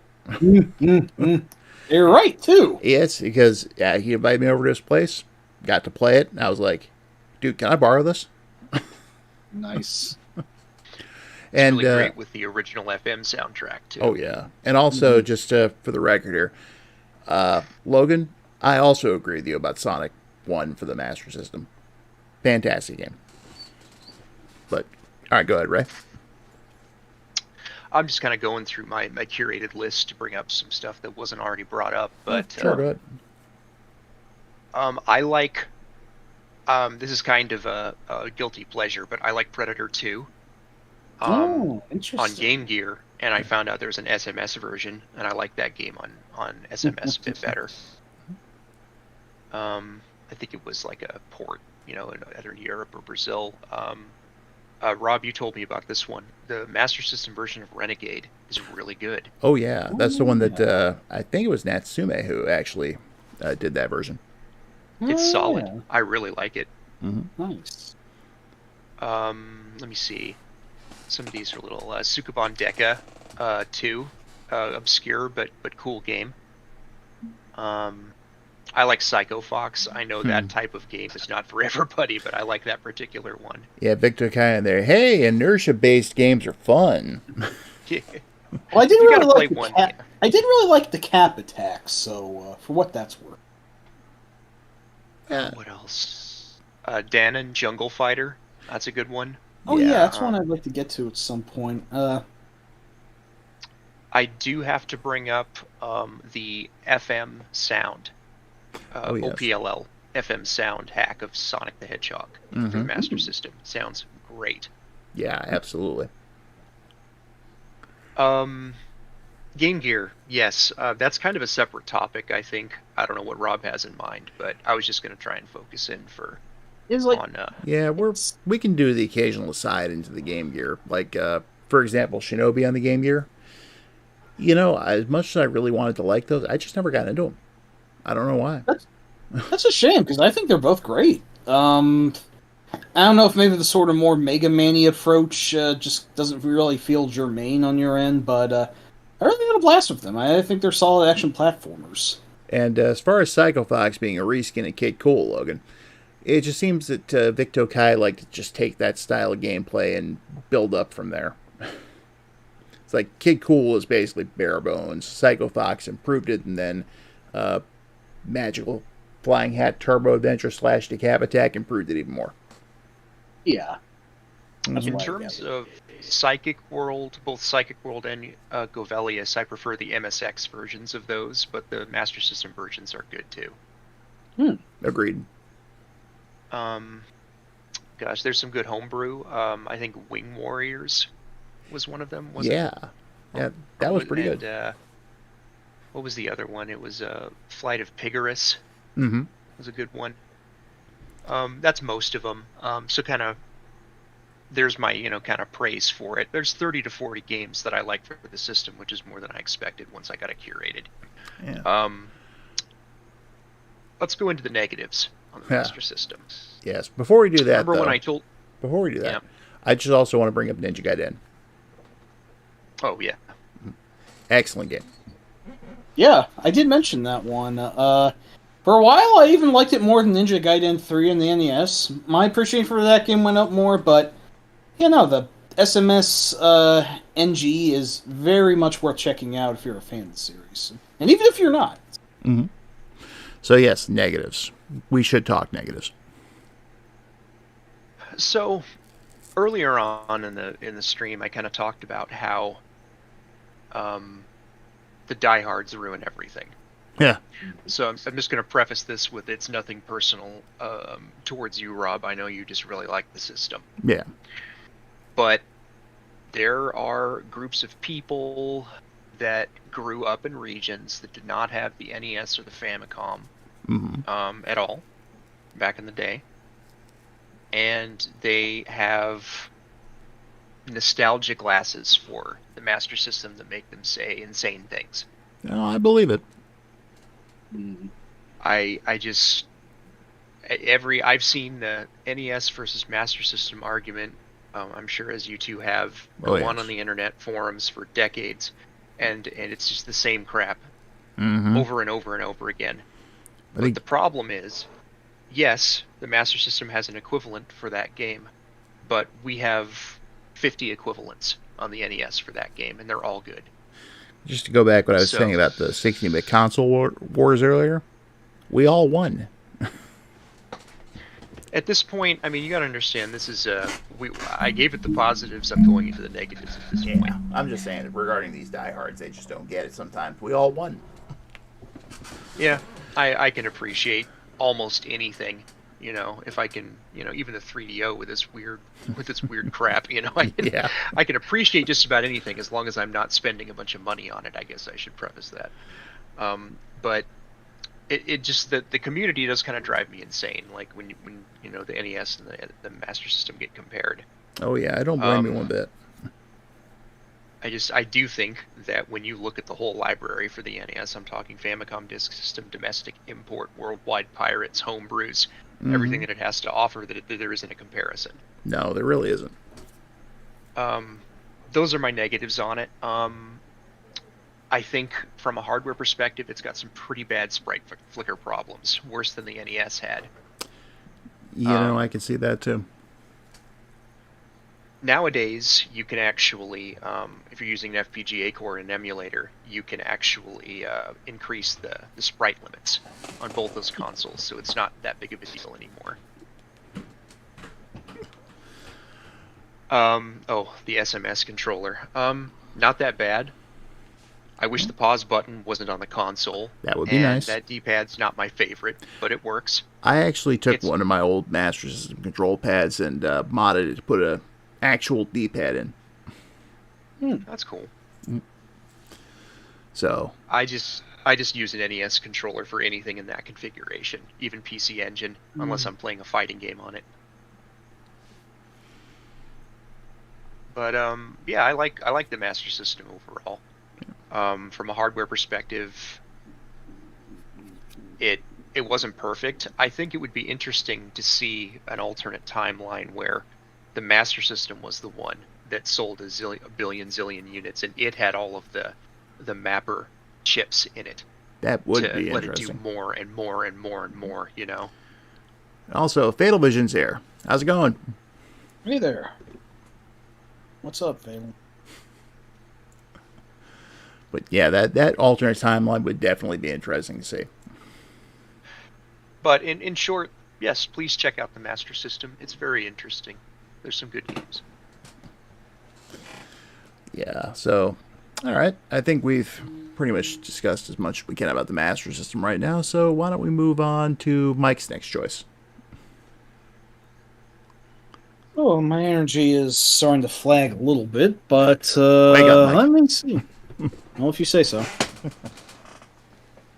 I don't know if I should launch into this one because it was sort of the choice I was rallying for the most last time we did this thing, and I actually got some pushback when I put this one in, but it does feel like the one that I feel I can launch into the most personal tangent from, and it is also the newest system on this list by a country mile, so should we? What the hell? Why I not? think.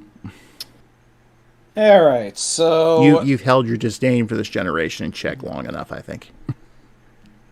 Yeah, so the Xbox 360 is a system I kind of have a lot of personal contempt for. Most of it is retrospective. I mean, when it was something that was out and about in the mid to latter 2000s, I also wanted one. But, and this is mostly something fostered through hindsight, the 360 just kind of opened the floodgates for, like, everything that I hate in modern gaming, and it seems that Fatal has a fair perspective on what I'm talking about. Where do I even start? The Moe's? Weird. Should we talk about the Moe's first? Yeah, I mean, this is sort of its own entire subject, so I don't want to dwell on it too much, but, like, long story short, Western video games having sort of been the underdog for the past 2 decades since Atari dropped the ball, somehow the 360 was their way back in. I mean, no one would have predicted that Microsoft, the computer makers, and the Windows guys would have thrown their hat into the same ring that Nintendo and Sony's in, but when when the Dreamcast failed and the Sega stopped making consoles, that was sort of Microsoft's in to steal their place with the Xbox and, try and compete with Nintendo and Sony on that end. Something which, even back then, I was kind of about, but, the original Xbox turned out to have some pretty good shit on it. And then that sort of set the table for the 360 to come on in and say, soup's on, boys. Western gaming is the new paradigm that everyone is going to like. And, fuck you if you don't. So, all those growly, angry, shooty games like Gears of War and Call of Duty and Borderlands or what have you just kind of got their foot in the door. And while at first there was kind of a push for, Japanese gamers to get on board with this new wave of consoles, like, I know that, Capcom had a foremost initiative by starting 2 franchises, primarily on the 360, Dead Rising and Lost Planet. After a while, it felt like Japanese gaming and all its paradigms was kind of being seen as, like, old and stupid. And, like, part of that was because they were trying to ape Western trends, because, like, Grand Theft Auto was the biggest fucking thing ever, and every new game was trying to be like that. And this sort of led to some logical pitfall. They're like, oh hey, Western games are great now, we should try and do this. And everything just fell off a cliff and it got really fucking stupid. Like, the console mascot of yesteryear was replaced by, shaved head, jarhead Marines who looked like Sam Worthington or what the fuck have you. And is all these paradigms, like, online connections were becoming a bigger thing with games, and like, hey, that's cool, you could play online, but then the whole thing about digital rights management sprung up, and, fucking Ubisoft and those dickheads were like, your console always has to be online, or this game won't work. And like, fuck you, not everyone can get connection like that out in the sticks. And then, DLC and microtransactions sprung up from this generation too. And, that is a double-edged sword I really think has brought on a lot worse things than good. It's... Okay, I will admit this is more of a hate boner I have against this entire time in gaming. You said boner. Yeah, shut up. Not just the 360. The PS3 was also complicit. PC gaming was complicit. Like, the Wii was just sort of in its own bubble, but that also had its own problems. But I think the Xbox 360 was sort of the one to open the floodgates to the 7th generation on all of its trends. Like, even first-person shooters weren't as fun as they used to be. They're all trying to be like Call of Duty or BioShock now, and that's just sort of ruined that genre for a while.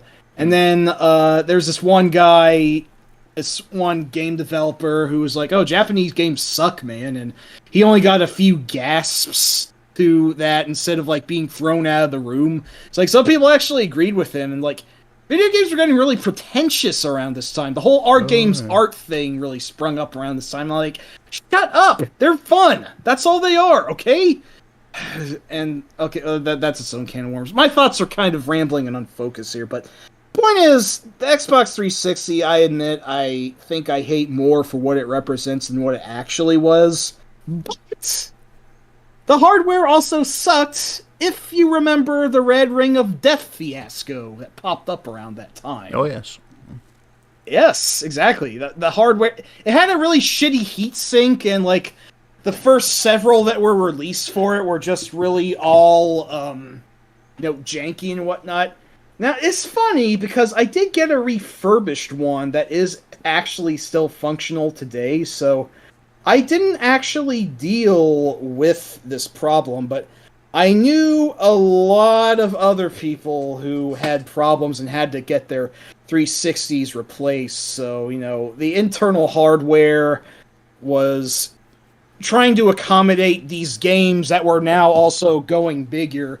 It wasn't until the 360 generation that quote unquote triple A gaming was becoming a thing, and like all the main things had to have these massively inflated budgets, and they had to give you like 100 hours of gameplay or whatever. And I can hear Rob groaning. You know what I fucking mean, right? Oh yeah.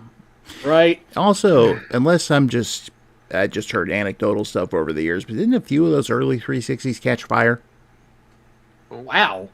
I don't know how apocryphal that is. Maybe there's some truth to that. I mean, like I said, the problem was mostly with how defunct the heat sinks were. So that might have been the case, but I don't know if anyone could confirm this. I'd really like to hear that. But anyway, my whole spiel is that it may be less the 360 itself and just more all the 7th gen trends at the time that were really pissing me off. But early Sega CDs, huh? Like, the PS3 you could probably argue is an even worse console. In fact, I originally was going to put the PS3 on here also to talk about, but I feel like I would have just been retreading most of my points that I've already went over just now anyway. So, I mean, like, I realized even then I wasn't really playing video games all that much. Like, the console I liked the most at this time was the Nintendo DS, because I could bring it up with me to college. I mean, you know, being in college also meant I didn't have as much time for video games, so there was that too. But also, you know, the prominence of the 360 and me looking at the state of games back then, not a lot was really interesting me at the time either. It's like, there wasn't really all that much on the 360 that I grew to like very much anyway. And also, in hindsight, there's not a lot of reason. There are a few exclusive things of note, at least that were confined to the consoles, or both the 360 and the PS3, but most of what you could get on the 360 then are available on, like, Steam now or other modern marketplaces. So, well, yeah. You know, it's also kind of a problem that I had with the 3DOs, that there aren't as many exclusives to note. Now, I would fucking love for Ashura's Wrath to come to Steam already, please, Capcom. But Same it's here. like... Thank you, Ray. That game's awesome. But it's an experience. But I don't know. It's just a lot about that time angers me. Rob had said that the Moes of the world had won video gaming around that time. Pretty much. The 360 felt like it was catering to the Moes. Mo being Calvin's bully from Calvin and Hobbes, who was like just a real ugly, mean, angry Trump voter of a kid. Okay, I'm not going to go there, but Yeah, let's keep that out of the stream. All like, you know, the dumb jocks who are just rallying around and screaming like Oscar Mike, bro, while they, you know, headshot, no scope some asshole in COD Modern Warfare 2 or whatever. And then they teabag him or something. Yeah, exactly. You fucking get it. I mean, Call of Duty is its own fucking private corridor of hell that I could rant about, but I've only ever played 2 games in the series, and they were okay, but I don't know how this became the super multimedia giga Scott juggernaut. Farkas of gaming. It did. That's not a bad way of putting it. Yeah, it is like Scott Farkas. That's it's perfect. It's a perfect way of putting it. Now, I'm just going to say this much, Mike. I had no plans to upgrade past PS2 at all, but I eventually did go with the 360. Yeah, I know you had to. Well, that was kind of a big thing right there at the time. You know, there was Splatterhouse. But still, even at that point, it could have gone either way, 360 or PS3. I still went with the 360, mainly because they seem to have more shooters on that. Well, I mean, right out of the gate, I got Raiden Fighters Aces and Raiden 4 for it. No, yeah, those were released for that. That's a good point. And much later on, I can never think of what the name of that game is by Cave. It's the one where you play this, you're destroying all sorts of bugs and stuff. And Mushi Hime Sama. That's the one. That was pretty good, yeah. And there's stuff like Death Smiles and Akai Katana. But there was also Odomedius, which I spent $10 in that game. I would have been better off spending that on a nice set of screwdrivers or something. It's just, If that's where Greatest was going to end up, it just wasn't worth it. How about you, Ray? I don't really have as much to say about this generation of gaming. There were a few games that that I liked, or my wife and I liked, like Hero's Wrath. That was a lot of fun. Yeah. And hey, El Shaddai, which I know Rob's a huge fan of too. I don't believe I've played that one. That's an excellent game. Some of the I know a lot of people who had. I'm sorry. Go ahead. I was just gonna say it's got some of the tightest 2D platforming I've ever played in any kind of modern game. Plus, it does 3D well too. And any game where you're basically jumping on music theory while trying to avoid being eaten by giant flan sausages, that's totally worth it. So, I knew some people with JTagged 360s that were importing the shmups over. I mean, that was cool. I had a 360, but like I wasn't super into it. I had a refurbed one that was fixed. That I used to live on the coast out here in Oregon, and there was just a game shop. There wasn't much to do in that little towns before I moved up here, but we just, there was a local game store, and folks would just kind of hang around there. And the dude wandered in carrying like a plastic bag and had a 360 in it, and he's just like, "Anybody want this for $60?" I'm like, "Sure." And it was refurbed, and it never broke, so I had a few games for it. Yeah. And got some use out of it. But I don't know. I'm not like terribly into that time in gaming in general. It's not that I hate it. I'm just not terribly interested in it overall. Well, to be completely honest, I never would have upgraded if Splatterhouse hadn't come out. I'm glad I was at least able to play that. Yeah. Mm-hmm. Well, I do hate that period. I admit some of that hatred is sort of overinflated and like pro wrestling kayfabe at this point. So wait, you mean that you actually have part 2 of your earlier rant? Not really a part 2, just more like a coda, if you will. I mean, it had merit. It had some good games that came out during this time, like, the Super Mario Galaxies on the Wii, and, the ones that we mentioned that I'm already kind of locking up. Well, it started in the PS2 era, but I was really enjoying the Yakuza games that came out in the PS3 at this time. In fact, I remember I was in the midst of finishing college while I was also playing Yakuza 4 whenever I went home on the weekends, and that was really fun to play, certainly. And, it's like the 360 certainly served its purpose, and it was trying to throw a bone to retro games to an extent with, like, the Xbox Live Arcade and, like, playable multiplayer ports of, stuff like TMNT, the arcade game, and, like, Final Fight and Magic Sword got that Double Impact re-release, and that was pretty neat. Should have been Forgotten Worlds. Yeah, that one really should have gotten more respect, too. That game's great. Also, Sharon, we just talked about a lot of games, so I'm not sure which one you're talking about that I was talking about. Possibly El Shaddai.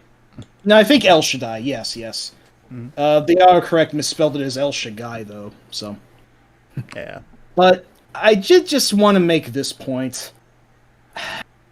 Rob, do you think that if the 7th generation weren't so 7th gen-y the way it was, that we could have gotten a better Castlevania game than fucking Lords of Shadow during that time? One can only hope so, because that entire sub-series of Castlevania belongs in a fucking blender. The blender, right. Lords of Shadow... I will not change my mind on that. I will not budge. I hate those games with a passion. Those games... Yeah, see, Fatal Vision knows. Yeah, just look at Lords of Shadow for basically everything I dislike about 7th gen game design and the 360 generation at the time. It's pretentious. It tries to be all big budget. It's trying to, make some sort of grand sweeping statement out of what should just be a fun action fest. It's got this clunky platforming. It's got a dumb story. It's And just to say here, Fatal, I'm right there with you. Because I will defend Simon's Quest on my dying breath. But I will too. Lords of Shadow can go to hell. And yes, Sharon, the flan sausages, that was El Shaddai. You own El Shaddai. You just haven't played it, apparently. Or at least gotten very far in it. I sort of remember the sausage. Is like, I think he shot fire at you. Well, they do eat you at one point. Oh, yeah, exactly. It's been a long time since I played that, but bonkers shit.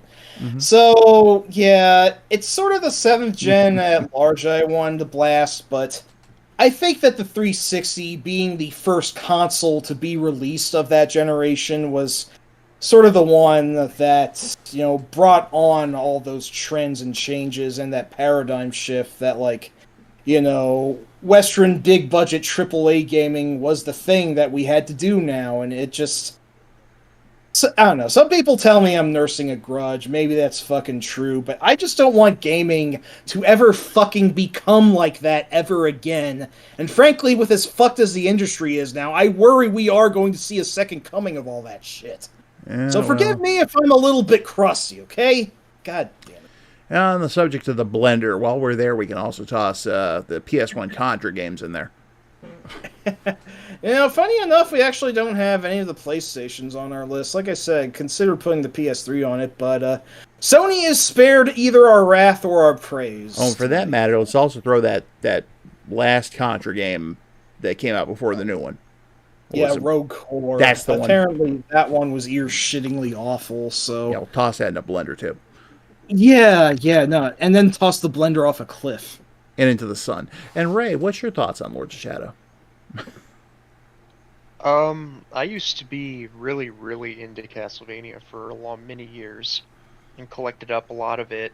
It had a collection of stuff, and what I remember around kind of the years leading up to that is that, in terms of the Castlevania series and everything, the Igavanias, the Metroidvanias, people were starting to kind of grow tired of them.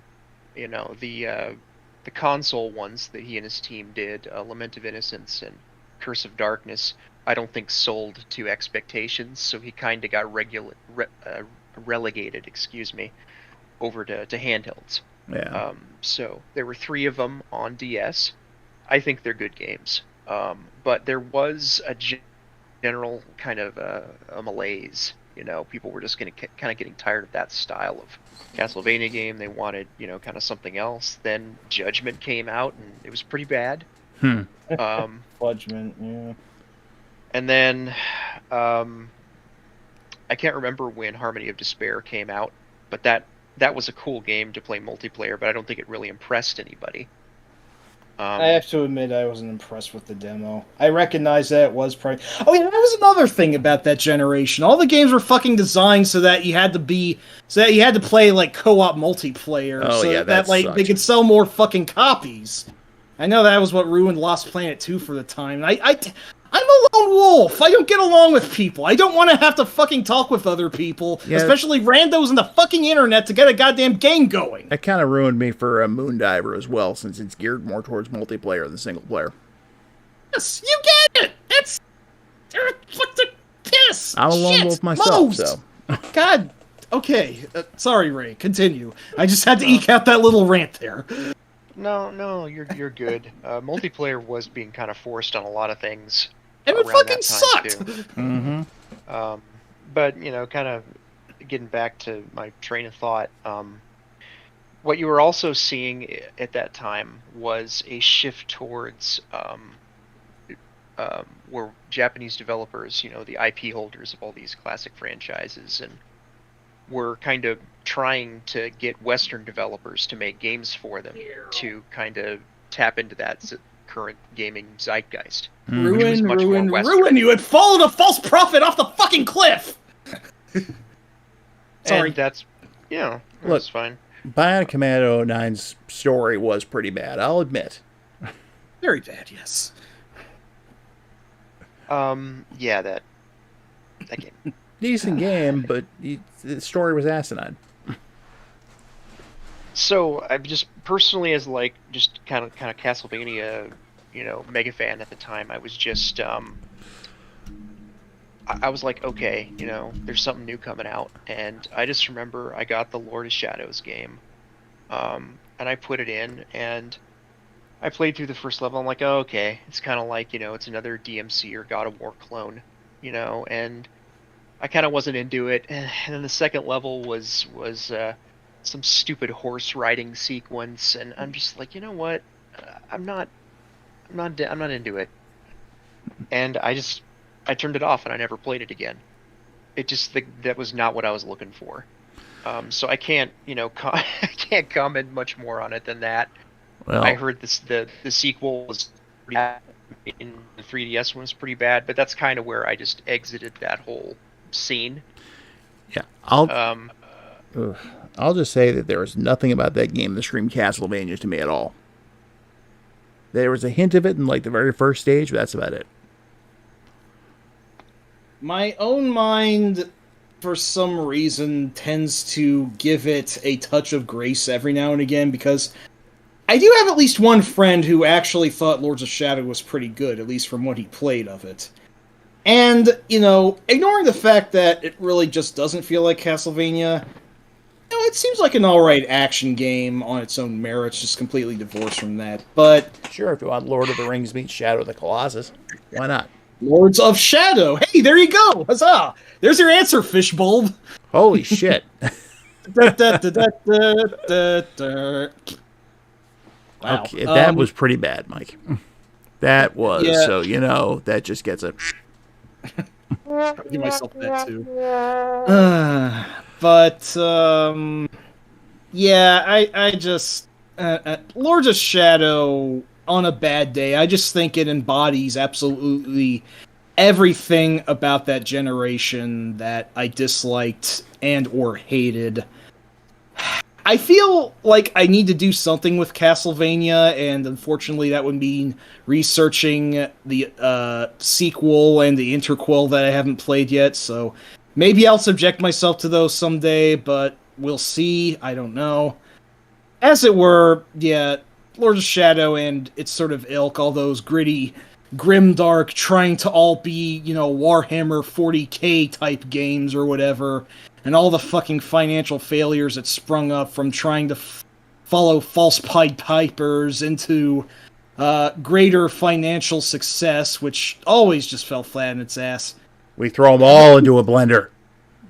Yeah, the 360 just felt like bad trends all around, and that was the fucking system that started. That's all I just want to say. I know we've dwelled on the subject. It's a little bit of a rant, sort of ungermane to the subject, so I think we should just move on. I think I've exhausted all my vitriol. I'll just say I have a small curated collection of 360 games, and it's either half sequels or shooters or arcade compilations. That's pretty much it. Yeah. Like, they still throwed some bones to, classic gaming at that time, but I also felt like, it was also sort of in jeopardy in a way. Yeah. So, I don't know. Me either. So, what are we going to talk about next? Oh yeah, Bloodstained was cool text. I really like that one a lot. So let's see. Mike, you just picked 360, right? I did, yes. So I guess that will be my turn then. Let's see. What? Yeah, let's get some... Let's get some positive stuff for a change. Let's talk about the NES. boy. Yep. Well, there's a lot I could say about the NES, and, well, you've probably heard most of it before, but so instead I'll tell you what I originally thought of it. I remember, and just as to say here, this story will also show up in a much more interesting form in my upcoming book, Memoirs of a Virtual Caveman. Kickstarter launches on September 27th. You beautiful bastard, I read your book. Yes. But when I first saw the NES, I completely disregarded it. Oh yeah. I was so loyal to Atari at the time. I was also 12. What do you expect? But it was so much that when a friend of mine got the thing, and I was over at his place. His whole family's playing the thing. And I was just like, no, screw that thing. They can have their pretty graphics all they want. Never going to beat my Atari. But eventually I went out there and started kind of looking at it. It's like, is that Mario from Donkey Kong? That Mario? And eventually, I remember being handed the controller and looking at it and going, the fuck is this thing? What the heck is this? Where's the joystick? It's got a little cross Game thing & and a Watch? couple of buttons, and I'd never even seen a Game & Watch at the time. But it was just like, but what are all these buttons? This is madness, So, but, I played it. I had fun. And I started to play more games. I started to have more fun. And, yeah, it's now my favorite console ever. So, moving right along, Ray, you can take it from here. Sure. Yeah. It is also my favorite console ever. When I say NES, generally, I mean Famicom, NES, Famicom Disk System, and all periphery. Right there with you. Even Dendy. Dendy has some interesting junk on it. It is my favorite console of all time. I don't keep physical consoles or media collections anymore, but I invested a lot of time. I had 2 modded decks, one PAL, one NTSC. I've had 2 twin Famicoms, an AV, hundreds and hundreds and hundreds of Famicom and NES cartridges. If I recall correctly, Sizable. Didn't you also have a couple of prototypes at one point? I did, yeah. I think you got one of them. I think you're right. I think I sent you Ningen Heiki Dead Fox. You did. But yeah, I had 3 prototypes. I had a bunch of disk system games. I was just into it on every level. The modding, the technical, the history, and everything. It's just, and it's not just because it was my first big video game console. It's because the library of that console, and the variation in it, the amount of different varied things that you can find in terms of types of games. What are you doing, sir? Who? Sir, what? Oh, sounded like somebody was strumming a guitar. Do do do do do do do. I think Rob was just typing something, but Oh, yeah, your keyboard's really loud. I forgot. It is a loud keyboard, actually. Yes. Yeah, I thought you were mine kind of doing is, like too. music backing. I try to be discreet with it because I can't be arsed to mute my mic, but that's probably come through a bit too, so oh well. But yeah, just the variety and longevity of that console and its various forms. And I mean, this console, I mean, this technology came out in 1983. It's really kind of a higher end system from the generation of ColecoVision or Intellivision, or something like that. But Just going to say real quick, just to comment on what Fatal Vision just said. I did watch something that kind of had a bit of a parody of Deliverance in it earlier. Really? Yeah, at least as far as like the Banjo Kid. Uh-oh. It was Tiny Toons. Wow! Actually, that wasn't the only R-rated thing I think Tiny Toons referenced at the time, but still, that's kind of fucking crazy. Oh, they had Rambo walking around at one point in the same movie. So, yes, how I spent my summer vacation, exactly. Yeah, and there was the fingerprints joke. Yeah. Oh, that was Animaniacs, yeah. Oh, right. Yeah. But still, yeah, no, they fucking do that, you're right. The possums in How I Spent My Vacation. Yes, that's exactly what that was. That's it, right. I watched that animated movie a lot. I actually had the VHS, and I just put it on when I felt like, I needed to pass 90 minutes or so. Yeah, I remember the Roseanne part, too. But good stuff. Yeah, but going back to the NES. It's just that console was Happy World Land, Happy World Land. Mike. Something. Oh, sorry, Ray, go ahead. This is some silliness. Sorry. Where the it fun was. never stops for only 80 bucks. Hey, shut up! You told me nothing. God damn it. It's an earworm. Well, it is. I'll give you that. So's that. It's your National Lampoon's Vacation parody for the 90s. But yeah, it's that console wasn't just the next console. It was the console for a very long time. It had over 10 years worth of official releases, more, I think.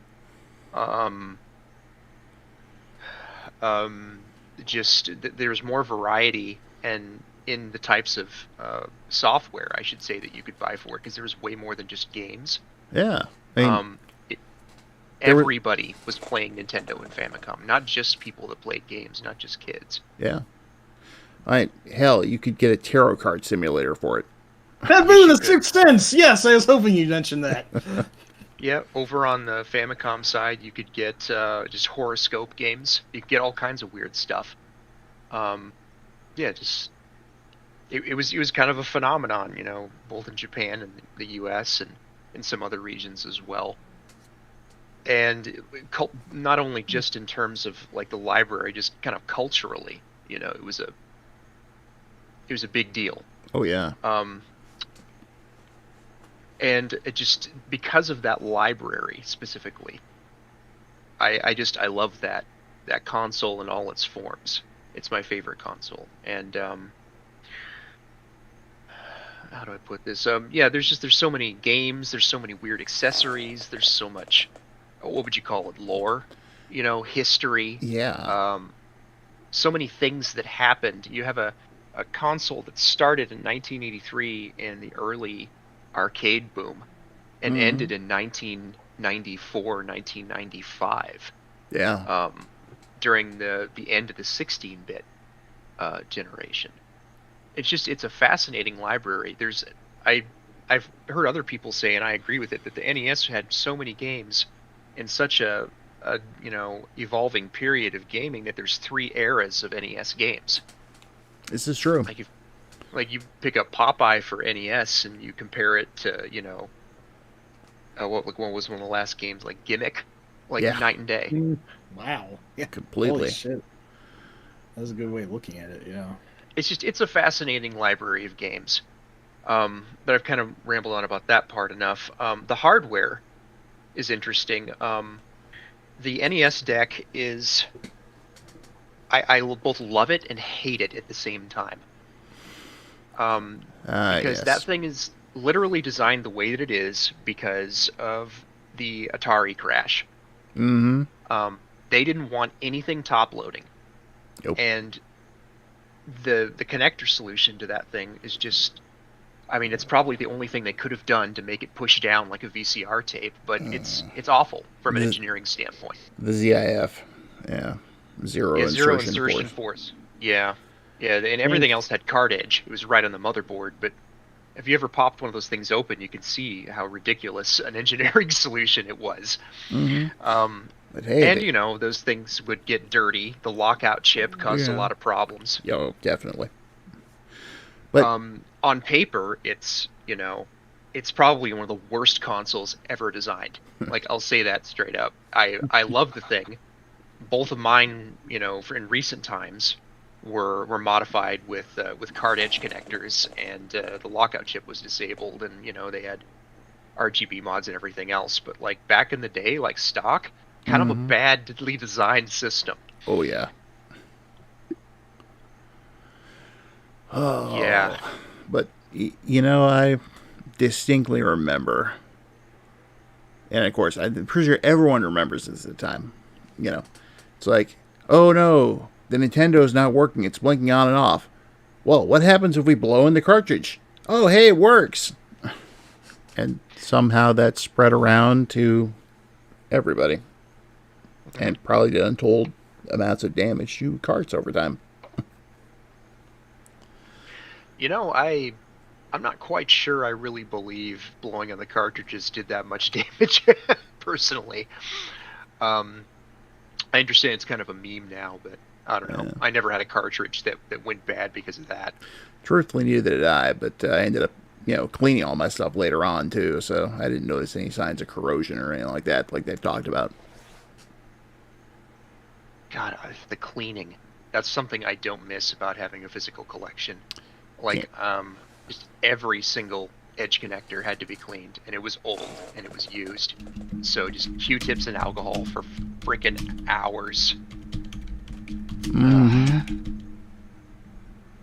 But yeah, again, favorite system of all time. I could yak on for hours about this thing, but you probably have limited time in the stream, so we probably should move on. Yeah, I'd say we got about 40 minutes left, maybe an hour at most. Oh, I could suck that up talking about that system easy. Exactly. So, Mike, I know you have something to say about the NES, so just keep it brief. It's okay. I'll try and keep it pithy, all things considered. I really don't think I can add on much more because, it's the fucking NES. Like, what really can I say about it? I mean, I know we were saying earlier about, like, nostalgia goggles and all that, and how, some people gushing about the SNES or even the N64, and they seem kind of delusional. Well, someone might look at us and, say the same thing about the NES and think that we have our heads up our own asses, and... Now, the difference between us and them is that we're willing to give other stuff a chance. That is a good point, yes. If I can interject just for a moment, I think that a big part of all of this is a generation shift, too. Right. Different generations have their own rose-colored glasses and their own opinions. I mean, a perfect example, I had a Game Informer magazine in one of our bathrooms here in the house for a while, and it had greatest 100 games of all time, and this magazine was from the aughts, in the middle of the 7th gen or something like that. And the greatest game of all time is the original Legend of Zelda. Now, if you ask random person about the original Zelda, they'll tell you probably that it's a bad game and should not play it and play one of the other ones. So, there is a changing zeitgeist as generations, get older. And yeah. But what always got me about these, types was the fact that they're just like, look at the Super NES. Like, Super NES is the greatest thing ever. Sega Genesis is stupid. Don't ever play that thing. And it's like, no, you should be open-minded. Play everything.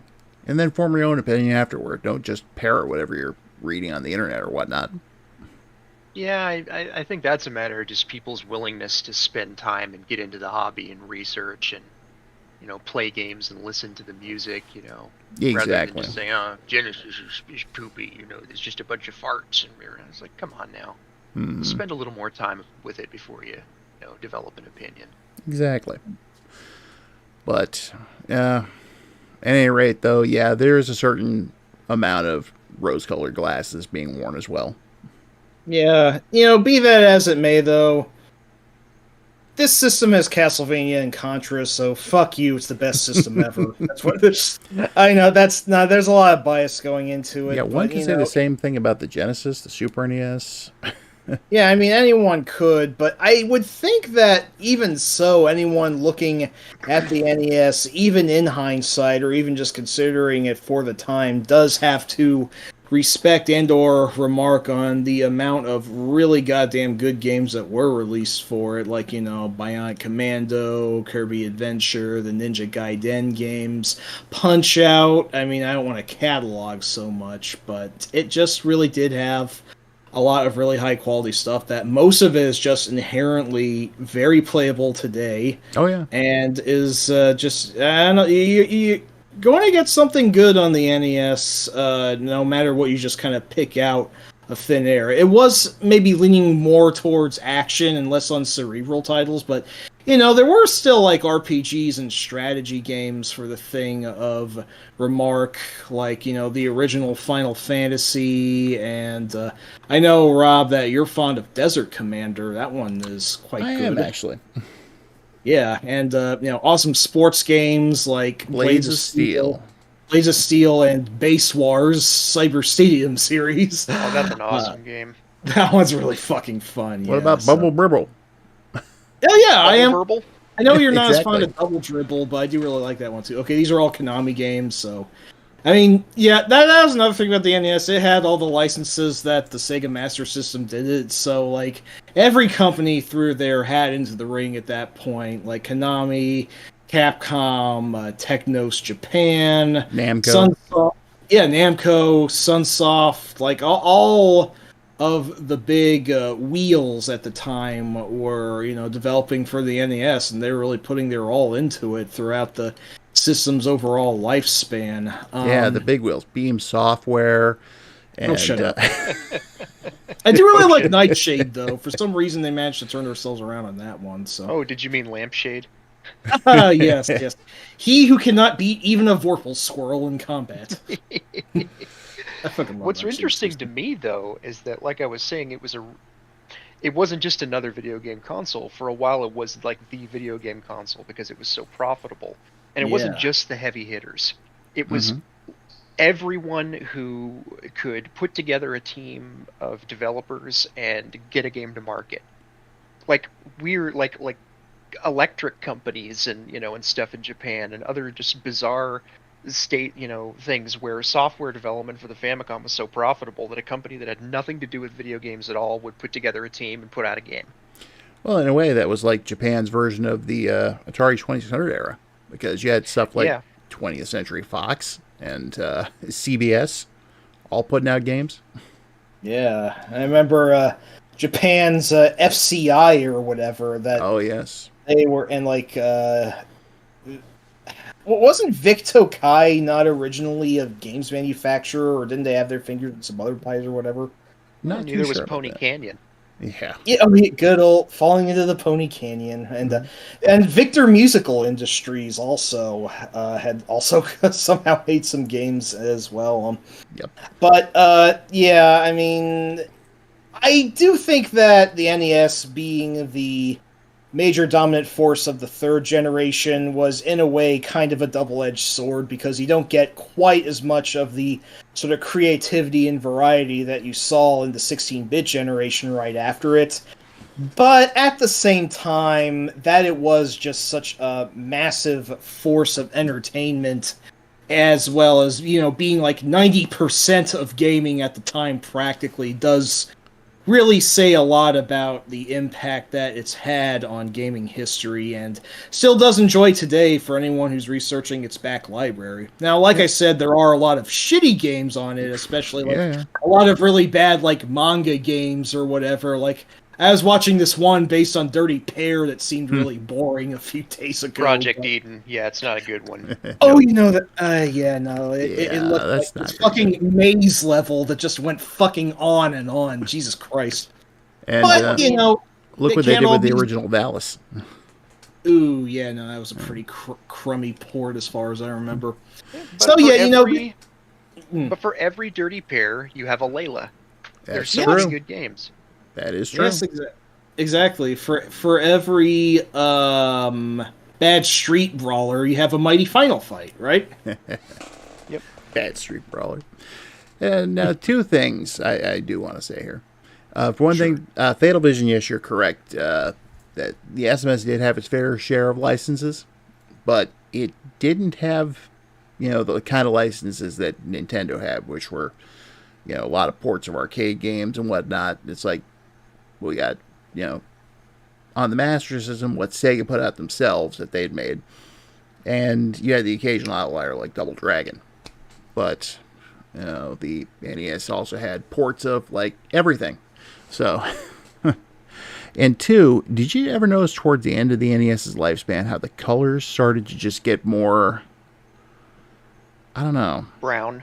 Yeah, definitely brown, but it seemed like it was more and more there was stuff being done with just solid colors as opposed to, I don't know, they just didn't look as good. Well, I think I know what part of the reason of that might be. A lot of games at the later stage, like the last 2 or 3 years, were Game Boy conversions, or developed at the same time, where they'd take a Game Boy game because that was still profitable, and they'd kind of scoot out a low effort NES port. Yeah. So when the colors are real bad, a lot of the time that's what it was. Mm-hmm. Yeah, that does make sense. I'm looking at you, Indiana Jones and the Last Crusade by Ubisoft. Yeah, Jungle Book NES, another good Yeah, that example. too. Yeah. Yeah. Although in that Twilight era of the NES, he did also have some really awesome action platformers like personal favorites Vice Project Doom and Splat. I was going to Shatterhand. I was going to say Splatterhouse. Yes, those are bangers. Yes, Oh, they Splatterhouse are. One Pocket Graffiti. That one's excellent. So. Well, you don't have to tell me that. Nope. But yeah, I mean, not everything on the NES was sacrosanct, but the system itself, I still think, beckons a lot of merit, both for the time and in historical hindsight. So, Yes. and yeah, if he held a gun in my head, I would say it's still my favorite console ever too. I know it's a boring answer, but it's a reliable one. So it is what it is. So that given, I think we said about as much as we can about the NES. So let's move on to something else, Ray. Well, I was gonna belligerently argue with Mike about whether the NES had less or more innovation than the SNES, but we do need to move on. That's going to be a very tricky debate. Yeah, maybe we can save that for later, though. So. Okay, so let's see. We were just on a very big positive. Let's go to a negative. Who wants to play some Jag? Ah, yes. Trevor McFur, why are you a thing? Oh god. All right, I'll start us off here, I guess, for the Jaguar. I had one in the 2010s because I was just curious about it. It's not the worst console ever made, but it's really not the best either. I don't like its design. I don't like its controllers, and there aren't a ton of great games for it either. There's not a lot of really great positives you can say for it. Well, Well, allow me to ask you this real quick. Yes. Where did you learn how to fly? What? Oh God. No. I had it. I had that cartridge, unfortunately. I think Oh, it was the Jesus pack-in Christ. for a while. I'm so Yeah. sorry. Yep, good old I didn't buy Cybermorph. it new. I didn't know what the pack-in was. I didn't buy the thing new. I think I spent like $100 boy. or less on it. Ooh boy, Jimmy, this sure is a giant floating slice of bullplop. It's just not. I mean, the whole thing just was kind of cheap. It didn't even have a dust flap on the card slot. The connector on the back was this weird card edge thing that was just on the board, so they didn't have to solder on a connector. It was the cartridges were like curved and freaking weird. Yeah, they with were. a handle on top. The controller is just baffling. That kind of like, why would you put a numpad on there? Like Yeah. that's something from like the Intellivision or ColecoVision, Or even the design Atari philosophy. 5200. Yeah, and the 5200 exactly. That was not at all desirable at that time Nope. when that came out. Yeah, I hated the controller. What did I have on it? Fight for Life, one of the worst games I've ever played in my life. You're clearly Literally not doing the unfinished. math. No, I don't think I can count to 64, but maybe that's a good thing in this case. You need to do the math. That's what the ads told us. I know, right? That's Only why it was- homebrew has ever, yeah. Yeah. Only homebrew's ever fully utilized that thing's hardware potential, I think. But yeah, Fight for Life, terrible game. Club Drive, terrible game. Oh God, Club Drive. Kasumi Ninja, funny but terrible game. I'll play it for a laugh, or if I have somebody over, we'll play it and we'll laugh at it. Doing Angus's crotch fireball and all that stuff, but it's not great, and it's not just the library. The hardware's bad. The software's bad. I didn't have the CD toilet, so I can't really comment on that.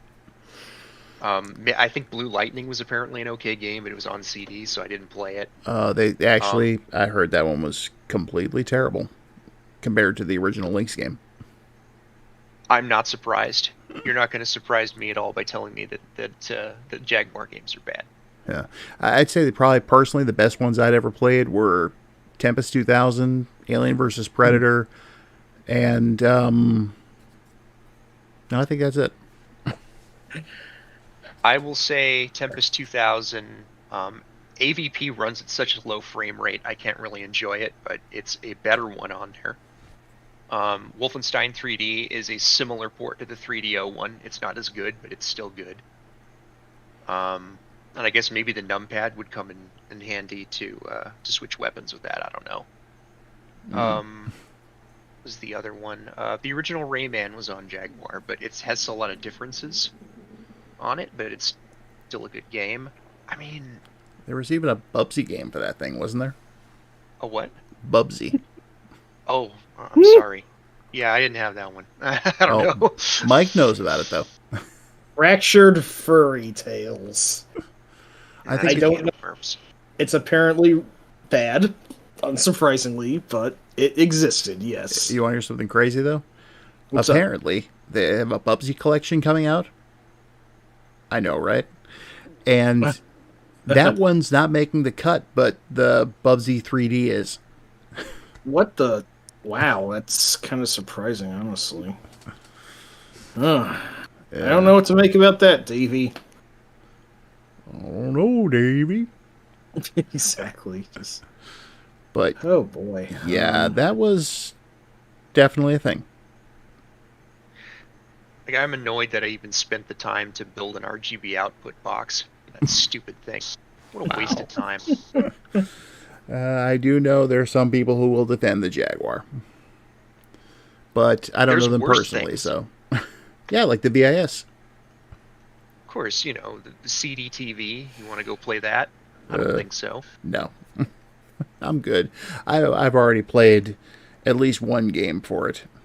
If it's the same thing I'm thinking about. CD32 or CD TV, either one of them, not great. All I know is that the game was Town with No Name. Oh no! Oh god, that was on your channel recently. Yes, I had to show it to Betty because she just wanted to see one of the worst games ever, and it's like, I got a great one for you. It's entertainingly bad, though. That's the important thing. Yeah, at least. Yeah. And hey, that horse is great. Yep. The game's just one giant shit post, and it knows what it is. So I got to give it credit. Pretty much, yeah. Description. Get me a drink, bartender. Also, man, do you have the time? No. Oh man.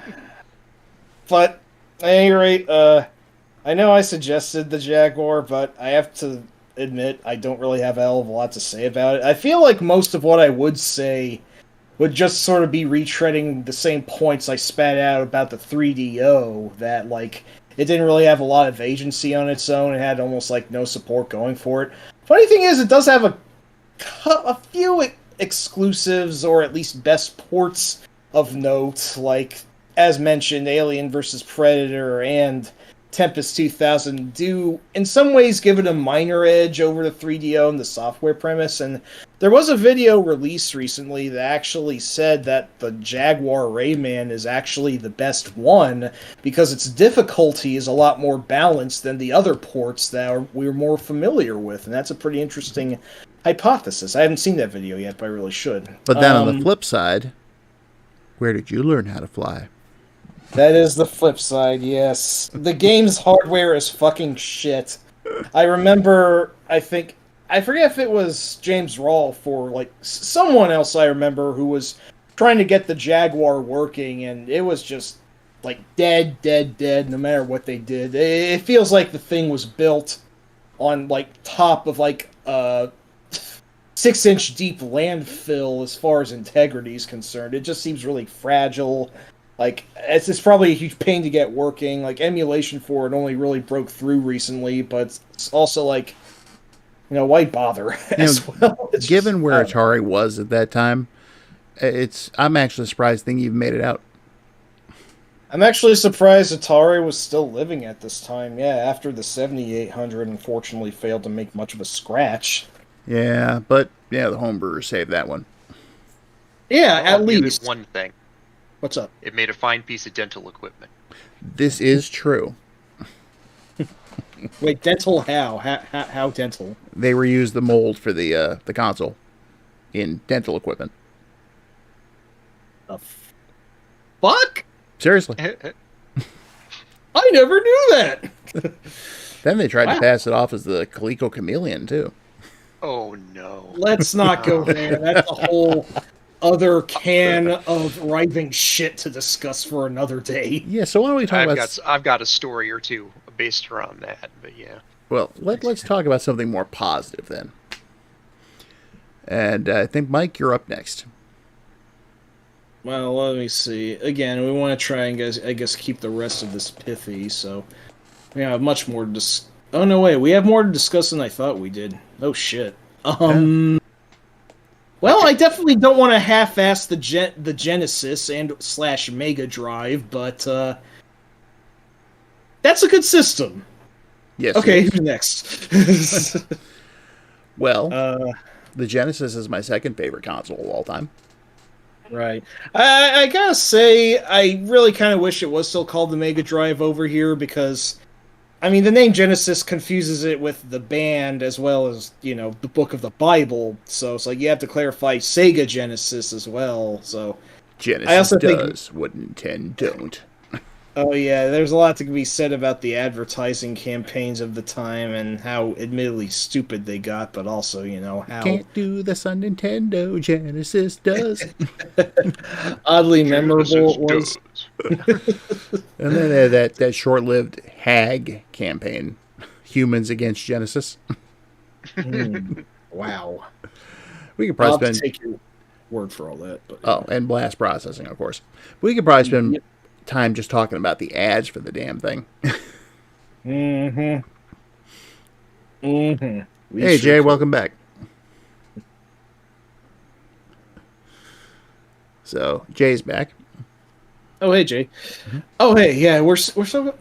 I guess we can draw out some more for Jay if he missed the last several things we were talking about. But we are now positively discussing the Sega Genesis / Mega Drive, and I do have to shamefully admit that I actually didn't own one until 2002 because I was a stupid, dumbass, fucking asshole, staunch Nintendo fanboy for most of the 90s. You were a kid. So, that's true, but I mostly stuck to the SNES's gospel until the N64 made me realize Nintendo wasn't perfect, and I enjoyed the Sega Dreamcast a lot, and I decided I should really make my penance due back to the Genesis and even the Saturn. But, I eventually got one from Funko Land, do rest in peace, and I think I actually somehow got, one of each of the 3 models of the thing, and, that was something that was pretty unique, how there were several different Genesis types, how they got, more compact and efficient as time went on. I can't say that about a lot of other systems. That was actually pretty interesting, if I do say so. I still prefer the design of the Model 1. That makes sense. It definitely was the tankiest of the crew. Mm-hmm. Very solid and robust system, as it were. But what can I say about the games or thing? The Genesis was definitely the more in-your-face cool kid compared to the, more sort of white Anglo-Saxon Protestant SNES. That is the best way I can think of describing it. That's terrible. A WASP console.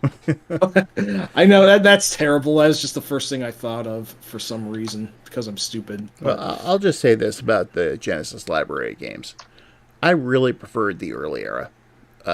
Not necessarily the super earliest stuff, but I've come to divide the console's library into pre-Sonic and post-Sonic. Yeah. And there were some good games that came out in the post-Sonic era, yes. But the vast majority of the ones I prefer came from the pre-Sonic era. Well, sure about that? I mean, Gunstar Heroes was post-Sonic, Contra Hardcore, and Blood. Castlevania Bloodline. did say there were some good ones that came out post Sonic. I didn't include those in that, but I still prefer the pre-Sonic era. Well, I suppose. I mean, I don't want to make this too much about your dubious opinions on Sonic, but all the same, Sonic is boring. Okay. Unless it's on the Master System. Right. Well, I can't really say that I pay much heed to those classifications. All I can only say is that it fucking blows my mind that Musha, aka my favorite Aleste game in existence and one of the greatest shoot 'em ups ever made, I still can't believe that game was fucking made before Sonic. What the fuck? It was, and it was compile, so. Compile. Fucking wizards. How do they do that? And let's not forget something else, too, while we're at it. The Genesis was backward compatible with the Master System thanks to a low-cost adapter. That's right. And that's right. you could even use the other peripherals, like the 3D glasses and whatnot, and play card games. That is pretty neat. Yeah, no, that Sega actually respected backwards compatibility to the extent that they could back then was definitely a mark in the Genesis's favor over the SNES, which was unfortunately just basically tough tits, no way.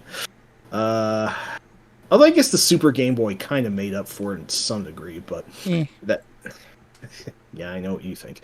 But shut up. But yeah, no, this you know, the Genesis was definitely much more action oriented than the SNES was, and like maybe it didn't have quite as much genre variety as the SNES did, but you still had, you know, a party's worth of really fucking fun games to play on it, and, you know, even stuff that isn't entirely actiony, like the later I was gonna say Star Wars, what the fuck? The later Phantasy Star games, some really good Zelda-likes like Crusader Senti and Beyond Oasis. You know, fighting games, good old Eternal Champions, which I know not everyone's a fan of, but I do quite like that one myself. And, you know, Streets of Rage was a huge fucking thing for the time. Mm-hmm. And that one, you know, if you want to talk about, like, the arcade experience at home, Streets of Rage was the greatest port of an arcade game that never existed, if that's a fair way to put it. Yeah, and let's also bring up some really great action games that were on the thing, like the entire Shinobi series. Oh, yes. All good old Revenge of Shinobi, Shinobi 3, and Shadow Dancer, all really fucking fun. Like I did mention Gunstar Heroes before, and that one we still get a huge fucking blast out of today. Rocket Knight Adventures, absolutely, aka the best, you know, furry mascot game to ever exist, and I will not hear otherwise, goddammit. And look at your moody atmospheric action games like Mystic Defender. Ah, yes. That one is also still You don't really like fun. Jack and the Forever Man? You don't want to know. I think it's Shakan, the Forever Man. Too bad my friend Snarbu doesn't seem to have made the party, because he has nothing but praises for that very weird and bizarre game. I like the Game Gear version better. That I should actually check that one out. I am surprised that you the actually Forever Man had some favoritism towards that. Yeah, I mean, the action games were really first and foremost, like the awesome ports of Strider and Ghouls and Ghosts that Sega took on with Capcom's blessing, and they really knocked it out of the park. And lest you forget Splatterhouse 2 and 3. Naturally, I certainly would not forget those, but all the same, I would hope that you'd say that because you're the Splatterhouse guy. Damn, Skippy. But yeah, Ranger X, Dynamite Heady, shooters. We touched on Musha, but look at how many good shooters were on that thing. Yeah, 2 words, Thunder Force. Yep, Thunder Force 3 and 4, and to a much lesser extent, but I appreciate how experimental it was too. I fucking love Steel Empire a lot. Yeah. That one's just a hoot. A hell of a good... What? Ley Lancers. Oh yeah, Glay Lancer. Glay Lancer's a really good one, yes. 11 stages. That's pretty long for a shmup. But And there was yeah, it's also really a good. really good port of Felios. That's right. Yes. That's yeah. No, Namco, and a really good port of Rolling Thunder 2 also. And Burning Force. Yeah. Namco had a pretty good hold on the thing and its technology at the time. And I know it's not a strict shoot 'em up in the most straightforward sense, but I do quite like Subterranea, aka a sort of more action gamey take on Solar Jetman, as I like to think of it as. Mm-hmm. But yeah, no, the lots and lots and lots of really just really fun games, and like Palace I said, not all. Games, El Viento. Oh, I fucking love El Viento. I think Kate's busy with podcasts right now, but she would sing the praise of that game to all high heaven, and I really yeah. can't disagree with any of it. I really like the game. I mean, Yeah, they Wolf weren't Team all really cooked. What's that? Sorry. Said Wolf Team really cooked on the Genesis. Yeah, They they fucking did. did. You better believe it. Yes. Granada. Oh yeah, that's one I need to play more, but I really like what I played of that one. And Ranger X. Oh, that one kicks so much ass as well. Elemental Master. It's a very underrated one. I'm just kind of picking out on the list now. So Well- I don't want to overrun. Of course, they weren't all singers. No. This one list I'm seeing rates Kid Chameleon at 31 out of 100. I gave that game a chance and I almost liked it. Then the Bloody Swamp just ripped me into fucking shreds and I never touched it again. Fuck that game, god damn it. I hated it almost from the moment I played it. Yeah. And then there was garbage like Green Dog. And Fido Dido. For some reason I confused those two. I don't know And why. Comic Zone. I actually kind of like that one. But I see it, but I understand why a lot of people hate it, so there is that. Yeah. And Sonic. Oh yeah, go. Well, opinion differs in that one, but it is what it is. Gauntlet 4, that's right, that was an early M2 title. Wow, they've been around for how fucking long now? And that was one hell of a port. It has some of the best music on the entire system. You are not kidding about that. I was just about to bring that up. Right. I want to get this out of the way first off.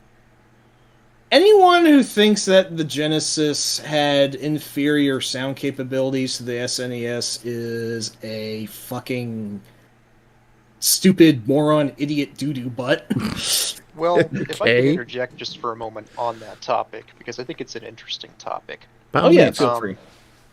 The Genesis had the YM2612 is a Yamaha FM chip, and when you kind of look at the kind of sound design that was going on for consoles and computers, previous and concurrent to that time, there weren't a lot of FM chips being used. There was the AdLib in the PC, OPL2 and then OPL3, but most of those guys weren't programming for consoles. They were programming for PC and using the AdLib. So, in my opinion, at least from what I've been able to kind of determine, I don't think there were a lot of developers who knew how to really utilize those kinds of chips. There are exceptions, like Tim Fallon and Jeff Fallon, who could program anything. But by and large, you saw a lot of Western developers, programming for stuff like the Commodore 64 or Amiga, which are completely different than that. But the Japanese developers were doing arcade games by the buttloads, right? Mhm. And those were all using one kind of Yamaha FM chip or another, usually in concurrence with some other things. So I think that's why you saw a simplified engine like, GEMS come out. Yeah. Because there's just nobody could work with it. They didn't know how. But on the Japanese side, the talent was just already there since the I want to say mid 80s from the arcade divisions. Oh yeah. So that's why you get all of these amazing custom sound drivers by like M2, for Gauntlet 4, or the amazing music in like Thunder Force, especially Thunder Force 4. Yes. Like there's some, but I think like the problem is that people are thinking of all these Western games when they talk about like bad Genesis music. Mm-hmm. And it's like, yeah, they didn't all, I mean, there are exceptions. I'm not saying they're all like this, but on average, you didn't really get that much really amazing FM music from Western developers on average. If I may sidebar, Ray, it was like matters like this that like Western developers were shat on throughout the '90s, and I think that sort of made them really angry and hell bent against Japanese gaming. So that when the seventh gen came to prominence and they struck back, that's why they were trying to throw their weight every. I admit, I just sort of have this delusion in my brain that there was something jingoistic in how games were made around the mid and latter 2000s, and that was something that the Moes were really harping on, and 9/11 also happened, so like America first, fuck everyone else. But it's just kind of interesting how Western developers on consoles were seen in the 90s and how generally inferior they were regarded to be for the most part. I mean, you'd still have something really goddamn good every now and again, like Road Rash and the port of Sid Meier's Pirates Gold. Like, those games were awesome. So, but I don't know why most Western composers didn't know what the fuck they were doing with the sound hardware. It's just kind of weird. Well, like I said, I think it's just mostly they hadn't worked with it. And there was also a problem back then of documentation from Japanese companies. Yeah. In terms of, getting documentation or, and development kits weren't what they are, even, 10 years after that. So, a lot of these developers just kind of had to do the best that they could with what they had and the people that they had. But yeah, the Genesis does not have a bad sound hardware. Not in the slightest. At all. There's some really, really amazing music on Genesis. Like it was Gauntlet 4, which two couple folks had brought up. Thunder Force 4 is a standout to me in terms of music. Like Sunsoft's Batman on the Genesis, amazing. Great one there. Love that one. Yeah, I could go on about it, but yeah, it's great. It's just different. Undebatably, the first two Streets of Rage games. Debatably, the third as well. I know that one gets a lot more controversy, but I like it, honestly. In the interview I had with Yuzo, which is showing up in one of my new books, which will be debuting on Kickstarter on the 27th. Need I remind you again? I had interviewed him. I brought that up, and he was actually, the reason it sounded so different is because he was inspired by a lot of the club acts and whatnot that were going on at the time. Yeah, it's something I noticed listening. It's like I came across this one album, an early album by Jeff Mills, like one of the foremost DJs of the Detroit techno scene. Waveform Transmission Volume 1, it's called. I listened to the first track for just like 20 seconds, and my mind immediately went, holy shit, this inspired everything on Streets of Rage 3. It was that apparent. I'll post that for you in our chat just so you can hear the influences apparent. But and I could definitely see like what the burgeoning sound of the world was like and what it was going for. I know that what SOR3 did with this music was an unpopular move for some because it was so severely different than what the first two games did. But even Yuzo based the first two games off of the sort of techno acts at the time, like how one track in Streets of Rage 2, Under Logic, the Stage 4 music, sounded a lot like something that the Shaman would have done, for example. I mean, I don't really know what point I was building to with this, just that it was interesting to see, what composers could do with the Genesis hardware that also was influenced by, non-video game music at the time. Like, how Nobuo Uematsu was hugely influenced by prog rock as he was composing the Final Fantasy games, and in turn, Yuzo Koshiro was influenced by techno of the early mid '90s when he made the Streets of Rage games. So, But it just says to the strength of the Yamaha stuff, the FM sound, is what Prime Op said there about Revenge Shinobi having a great soundtrack. mm-hmm. I distinctly remember when that first came out, and someone, this was actually a story related to me, but I believe it. I kind of felt the same way. It was Braunley. He brought his Genesis over to another friend's house. He had Revenge of Shinobi, and apparently the person was not in the room at the time when he turned it on, but they came running right back. It's like, that sounds like you're watching a ninja movie. That's awesome. Yep. So, another thing I wanted to bring up about the Genesis, too, and even though these things are a little controversial, we did bring up the power base converter before, which was, backward compatible, that, same with the Master System. But Sega also tried doing stuff like the Sega CD and the 32X, which opened up the console even more, even though they were both kind of failures. 32X, I think, more than Sega CD, but definitely neither of them had quite the impact they were planning, I don't think. I do think the Sega CD had some merit. There are several games in that thing that I do like a lot. I'm a huge fan of Panic and the goofy shit that it did. Yes, Panic. I love that game. Yeah, Panic. We all do. We all. I guess stan Panic here. No, that's such a neologism. I don't know. But we're all fans of Panic here, so you better be too, everyone in the audience. And what else? I know you're a big fan of Snatcher. Yes, no, that one is That's a fucking awesome. seller. Mm-hmm. Yes, it was a huge cult hit for a reason. Its version of Popful Mail was also really big and cool. It got Sylphied, and that one's really neat. Android Assault is a pretty damn good shoot 'em up for the thing. Also, I'm actually very fond of the Terminator. Yeah, right. The Terminator like game that came too. out from it is really damn good. Yes, much more fleshed out than the Genesis game. Also, Yeah. so You played Devastator? Devastator. I have. I don't think kinda I'm like that one. familiar with that one, actually. I know one that It's I kind had. of a side. Yeah. Go ahead, bro.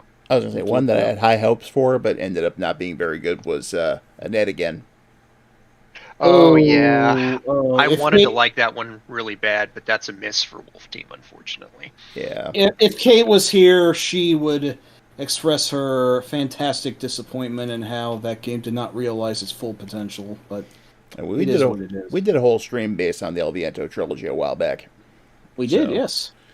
You can always go back and check out the archives for that and listen to what Kate has to say. Yep. And I'm sorry to bring up Sonic, but I do really like Sonic CD. That one's a little bit bizarre compared to what the rest of the series was going for at the time, and I do like it because of its weirdness, and also its amazing fucking soundtrack. I actually prefer the Japanese one to the US one, but that's down to opinion. If I had to say anything, my second favorite Sonic game would be Sonic CD. Hey, there you go. CD is It's a cool good. one. It's the superior 2. That's the fucking hill I'm going to die on. So You can patch it for the Sonic 2 Spin Dash now too, which makes it better. yes, Nice. yes. The modern version of Sonic CD does clean up quite a bit. That really makes it pretty fucking cool. So Yeah, what else is there on the Sega CD that's worth mentioning? So the Ninja Warriors, That's right. the port on there is pretty good, but it has something really funny on it. It's got this weird little like movie on it Yeah, of like a noir detective like doing an investigation. right, on it. I sort of remember that. Yeah, That's the coolest thing. I love all of that Taito and Zuntata. yeah, they feature pretty heavily in that, don't they? Yeah. indeed. Potato, baked potato, wherever Daddy Mulk went. But yeah, no, But then, the 32X unfortunately did not really have very much going for it. In my but you know what it did give us? What's that? Some really good home ports of Space Harrier and Afterburner. Those were very damn good, yes. And we almost got Until outrun the for that Saturn matter. ones came out. Yeah, exactly. I would love to see 32X Outrun. That's a shame we didn't get. And also, you said Shadow Squadron's good, so there's Shadow that. Squadron's excellent. And so is Calibri, for that matter. Which is strange, And because Tempo. Tempo's pretty good. Yeah. I say it's strange about Calibri because I can't stand to echo the Dolphin games. And it's the same team, but that is weird, yeah. That I hum- stand corrected. The 32X does have some exclusives worth a damn. But, well, it only had about 30 games total, so... yeah. Knuckles Chaotix is interesting. It's just not really a Sonic game. That's probably my third favorite Sonic game. I think you two are maybe being a little too praiseworthy of that one. I can never really get into it. But it is interesting, I'll give you that. It's very weird, You can't- actually. You can't play it like you play a regular Sonic game. It's got different mechanics in it, that's all. Yeah, it's still better than Sonic Spinball. Well, okay. Well, yeah. You got me there. Sonic Shitball, as I would call it. Yep. That's fair, that's all fair. That's all true words. Yeah. But, yeah, there was some good stuff on the 32X. There was also some other stuff which was just fit for a garbage can. What was that one game? Cosmic Carnage, I think it was called. Oh, yeah. Yeah. That's That's so... a bummer. Unfortunately, I confused that one with Shadow Squadron, so... It's like, That's a good strange- space game, bad space game. Well, Cosmic Carnage, wasn't that a 2D fighter? Oops. Shit. It was. And it Right. was cool looking, but it played like crap. Yes. Fuck, I forgot. Right. I'm confusing it with the game Darkside for some reason. How was that one? Darkside's actually good, and technically, it's almost like a early PS1 game. Oh, yeah. Problem is that it takes forever to destroy asteroids, Ooh. and that seems Damn. to be the meat of the game. Like, it's almost like a fancy 3D version of asteroids. Oh, interesting way of putting it. Yeah, I don't know why I thought Cosmic Carnage was also a space game. I guess just the word cosmic. Well, you And fight the fact aliens, that- I think. Yeah, no. Definitely trying to get in on the SF2 pie and bringing an insufficient knife to the party, but yeah. Well, 32X also had a pretty good port of Mortal Kombat 2.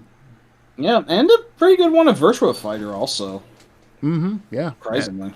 Oh, let's not forget Virtual Racing.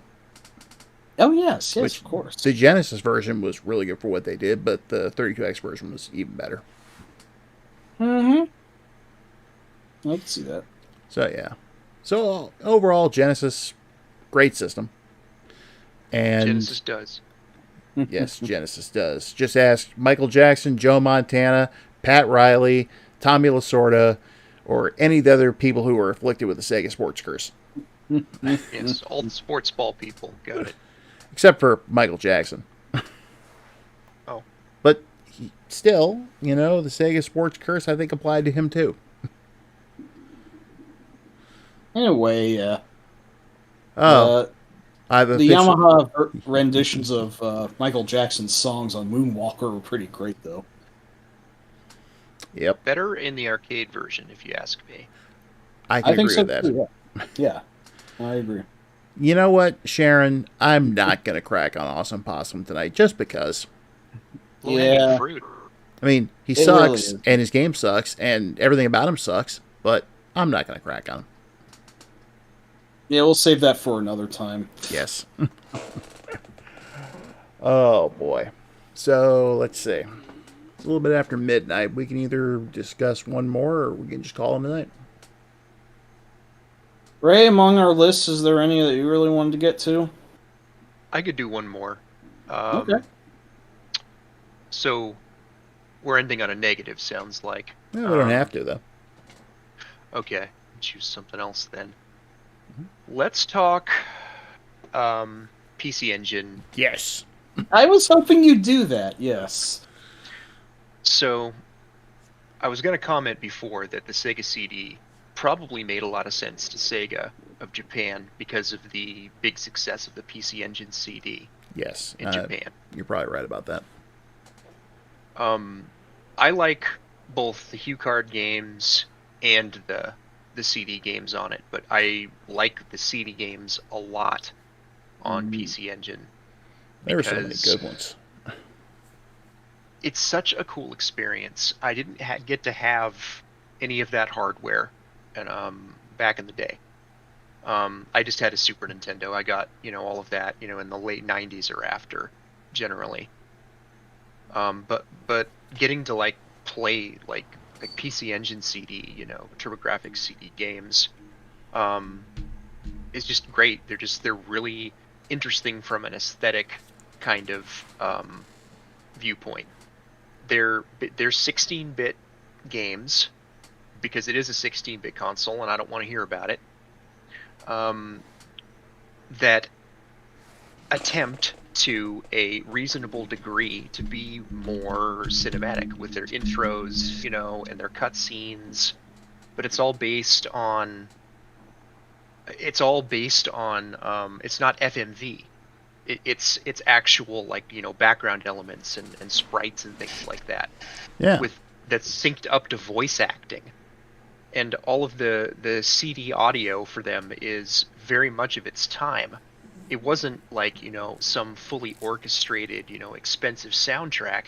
It was actually much closer, or sometimes exactly, what the composers and people who were creating the games intended when they were composing and performing the music, that they wanted to be in the game.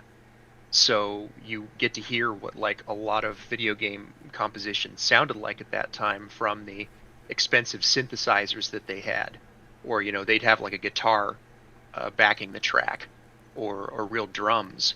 It's just a really interesting library of games from that perspective for me. Oh yeah, definitely. And in a lot of cases, when they had arcade ports, they'd sometimes just bring the arcade soundtracks over, unchanged. Yep.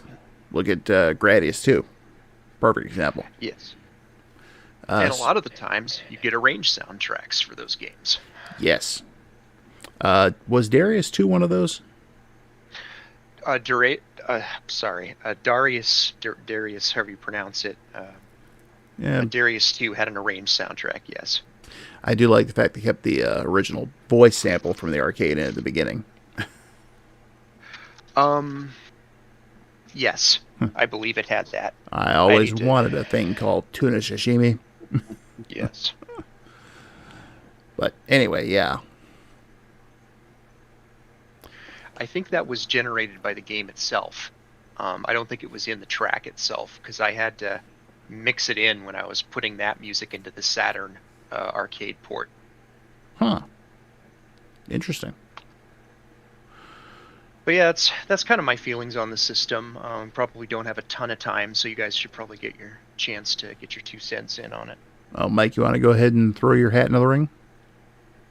Oh, man, well, I know we did have a TG16 stream at some point, so... That was a long time ago, though. It was, yeah. I still don't want to, overstate whatever similar points I had to that, but I just really like this darn thing. I came across it with emulation first, but, even back then I saw before I even knew what the system was actually called, I just thought, hey, this Bloody Wolf game is cool, this Airzont game is cool, this Splatterhouse game is very cool. Oh, yes. I just happened upon a few titles for the thing that, were very promising and made me think I should check out this weird little system more, and then I found out it had a lot of really damn good shoot-'em-ups, both ports and originals. It had 2 of the best virtual pinball games ever, and a third one that was pretty damn good as well. This was actually the game where Bonk was the mascot. I had known of Bonk for his port.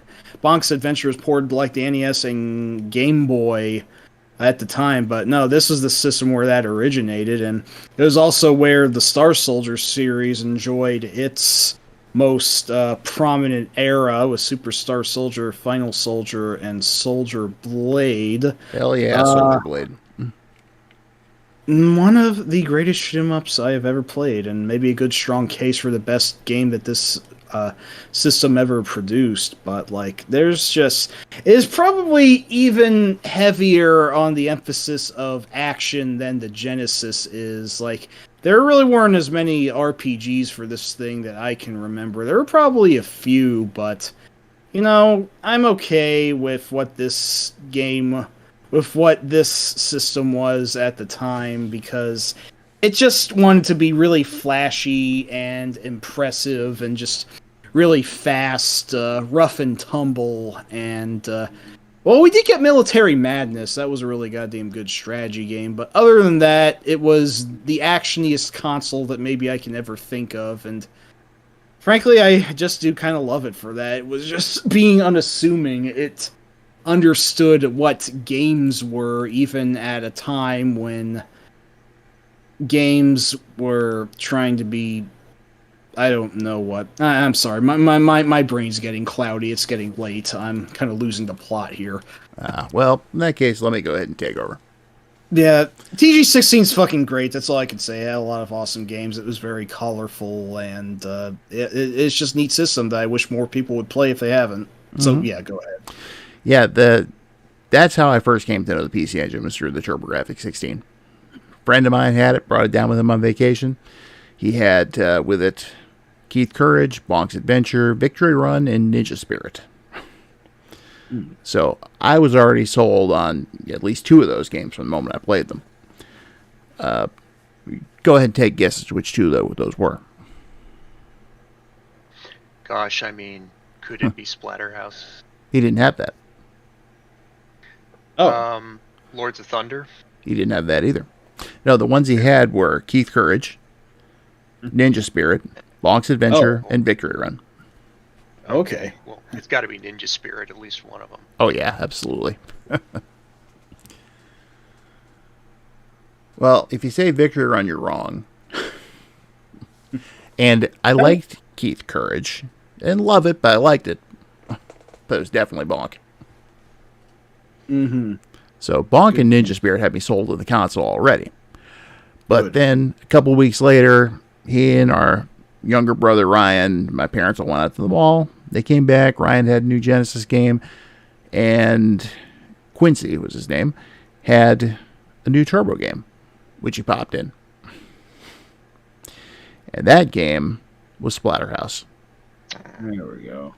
Yes, that's what started my whole love of the series to begin with, was playing that. And it's also a story I tell in much greater detail in Memoirs of a Virtual Caveman. Another opportunity for me to insert a shameless plug for the Kickstarter, which is coming September 27th. Oh, please do. Plug away. Yeah. But I was sold on it after that. And then my friend Andre's girlfriend had a Turbo.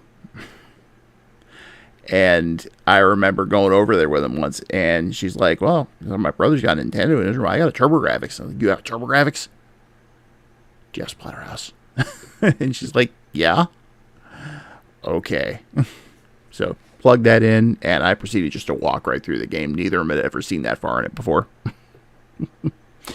She also had some other stuff, like, what was that port of Wonder Boy 3? I forget what it was called. Dragon's Curse. That's right. I think she might have had China Warrior. That one's actually a favorite Kusoge of mine. Predator Big Mode, the game. Exactly. Wow, that's a great way of putting it, actually. Mm-hmm. And she had a few others I can't remember. And then when I started working my first real job, that was, I think, the first console I bought was the Turbo with the CD attachment. So, of course, I started buying stuff like Valis 2, Valis 3, Eastbook 1 and 2, and honestly, whatever else I could get my hands on that looked good. And then, like an idiot, in the mid-90s, I went and traded the whole thing away. You idiot. Why did you do that? Because I was an idiot. You were, yes. I did do that? I kept Splatterhouse, though. Okay, well. But everything else went. I might have wanted money or something. I don't know. But, and then I got a Duo for a while. And when I had that, I got Dracula X with it, and Gradius 2, and so on and so forth. Nice. And I held on to that until the Great Crash, when that went. And then I ended up a few years later getting a Duo R, which I stupidly got rid of. So I've been kind of up and down with the turbo stuff for years. But at least what I have now, I'm not getting rid of. So there is that. Anyway, Yes. that's my third favorite console of all time, and will probably never change. Yeah, I forgot to also mention the PC Engine CD attachment also being great, but Ray did also glisten upon that, so I'm not really sure what more I can add. Except to say that Download 2 has you fight Hitler at the end of it, so there's that. Is it Download 1 or 2 that has those interesting intermission messages? Yeah, the first one had those swears if you lost, like, I cannot fuck up for this, and shit, is not this a great beginning? So, the second download, unfortunately, removed those profanities, but it does have a pretty neat opening, it does have a pretty animated intro, and, like I said, you eventually end up fighting Hitler or something, or however the story goes. Yeah, the first download was for the cue card, and the second one was on CD. I almost beat the first one, but that last stage gets kind of bullshit hard, and I gave up. Maybe I should try again someday. And let's not forget, the greatest game on the system. Absolute top of the pile. Oh no, I see where you're fucking going with this. You Final Zone 2? No. No. That was a joke. He's gonna say his favorite Kusoge ever. Say the line, Rob. Deep Blue. Fucking goddamn you. I have a weird attachment for Deep Blue. I don't know what it is. I don't know what it is either. It's so serene until the game just kills you mercilessly. It's of a style, as Strongbad's Lappy 486 once said. It is definitely of a style, and it's very relaxing with that peaceful undersea music and all that, and then you get swarmed by everything in the ocean and die. Yeah. So it's like horrible Eco, the dolphin. And, I'm not a fan of Echo as it is, but this is if Echo was a shooter and threw everything at you at once. Oh, you know what? I have played that for like a minute, and I hated it. That's why I didn't remember it very well. Well, believe me, you didn't miss much by continuing to play through. It doesn't even have a proper ending. But, Rob, can you recommend a, big air quotes here, hidden gem? Oh, a hidden gem, huh? Big air quotes. Okay. A hidden gem in big air quotes. Besides Deep Blue. Let's not get into whether that's a gem or not. Yo, bro. Camp California. Impossible. Actually, what I think a very baffling quote-unquote gem is for I'm pretty sure it was for the CD. There was a game based off of the first Addams Family movie. That was where bizarre.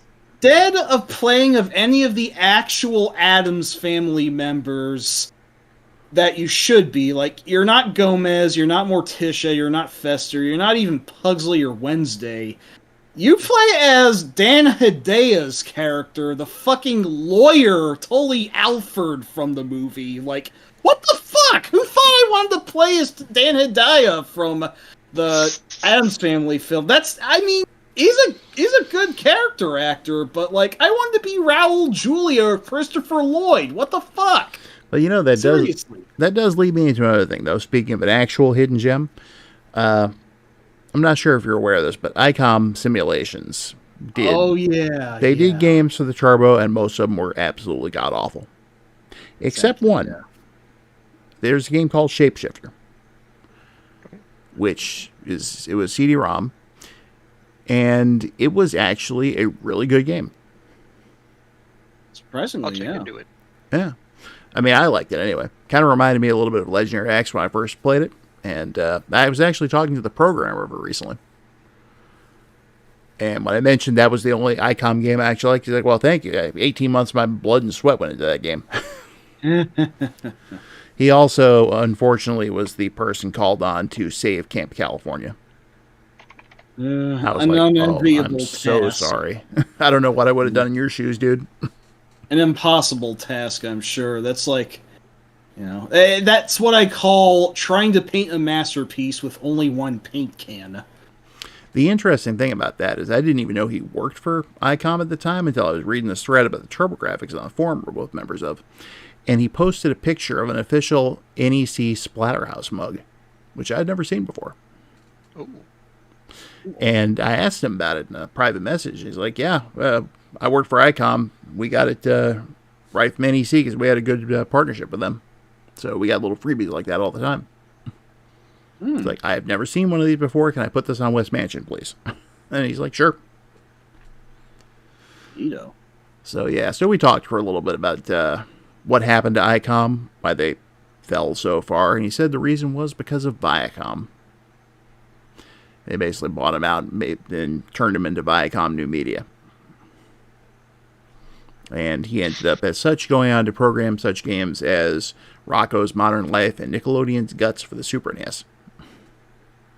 So, capitalism is a form of economical...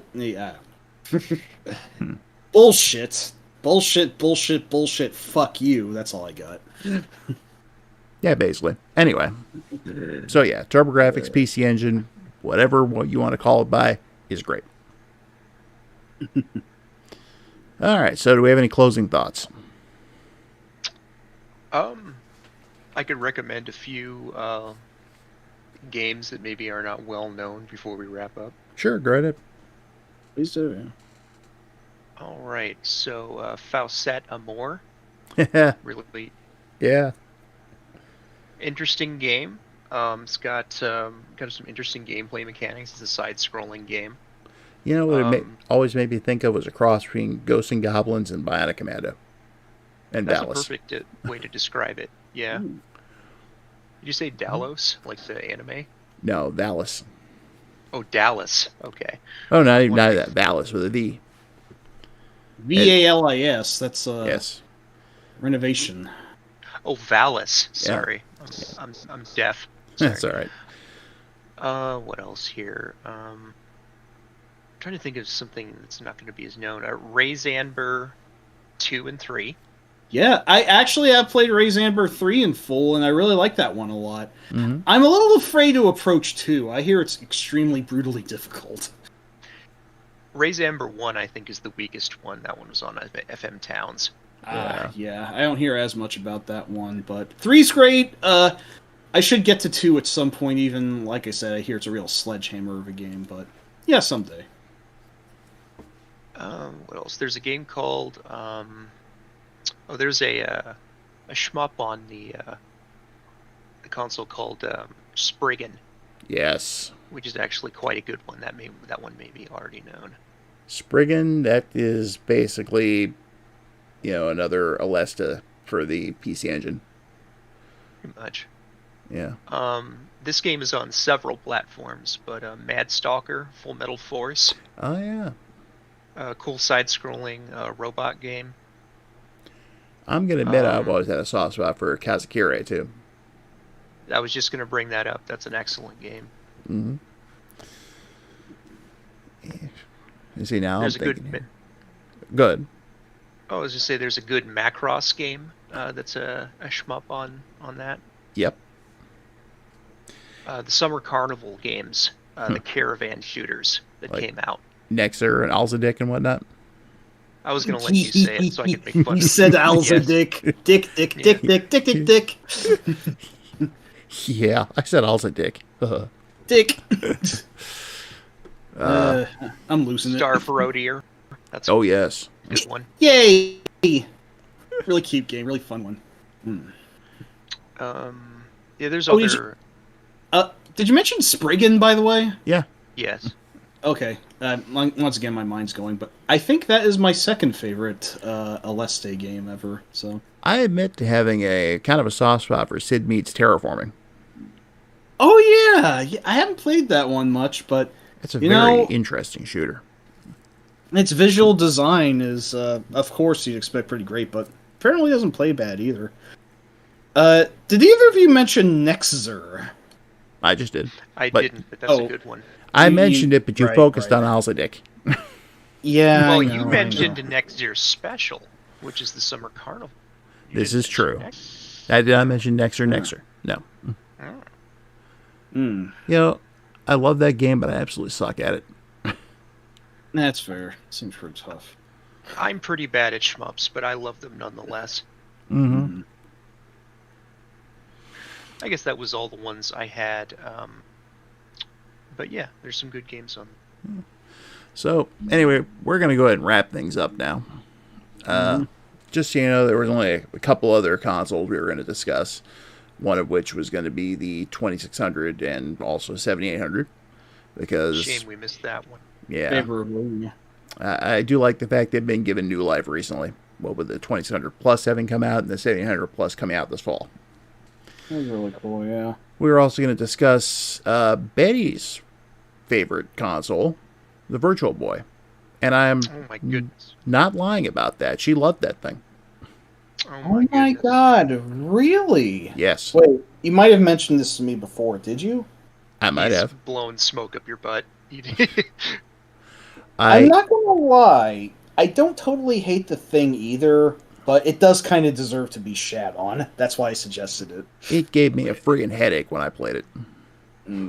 I think it's better enjoyed on an emulator where you can actually change the monotone colors and you don't have to roll with the eye-searing crimson that somebody decided should be the default for the games on that. So Yeah, I've had more fun with it emulation-wise. yeah, exactly. And the other one we were going to discuss briefly was the ZX Spectrum. My actual favorite. That would have been interesting, but I've got very little to say about it. The 80s computer game in England scene is something I'm not very knowledgeable on, just that there seems to be a lot of nostalgia for that era that I kind of don't understand. Like, I do and I don't, but yeah, it's kind of beyond me. Yeah, I don't really get it either, but then again, I'm in the same boat as you. I didn't even know about half of these things till the internet. Yep. So, yeah, but we're not going to be revisiting this topic anytime soon, so figure might as well go ahead and bring them up. Uh-huh. Oh. Yep, you know when Mike's yawning, it's time to pack it in. Mm-hmm. Mm-hmm. Mm-hmm. That's what I'm feeling like in my head right now. Yep. So, yeah. Anyway, thank you for that, and thank you to everyone who joined us, who was here tonight. It's nice being back. So, and thank you, Ray, for coming on. No problem. And yes, thank you very much. we need to get you back again, and Prime as well for the next round of Data East stuff we're going to be covering. Right. We still got to do the fucking sequel to that. We haven't mentioned the cliffhanger, Edward Randy. Yeah, we got a second part which deals with the arcade stuff, and then we have a third one on all their console stuff. Because they definitely deserve it. They're Data fucking East. Don't you forget it. Yeah. So, Prime, if you're still here and you're up for that at some point in the near future, let us know. But beyond that, I think I mentioned something about a Kickstarter earlier that's coming on the 27th. I'm going to need everyone's help on this one. So, whatever you can do. But you'll see more when it launches. Lots of tiers. We may be introducing some new stuff as well for, extra add-ons and whatnot. Plan to make this, since it's for the final edition of Memoirs, I want to make this memorable. But most important, I want it to get funded so I can actually make it the final edition of Memoirs. That too. So we'll see what happens there. So wish me luck. And if you can help, please do. So, that said, next time we come on, we'll either be talking Day to East or we'll have something else. So. All right, guys. It's been fun for the night. So, we shall leave you all with this nice little bit of music. And you all have a good night. Night, folks. Take care. Take care.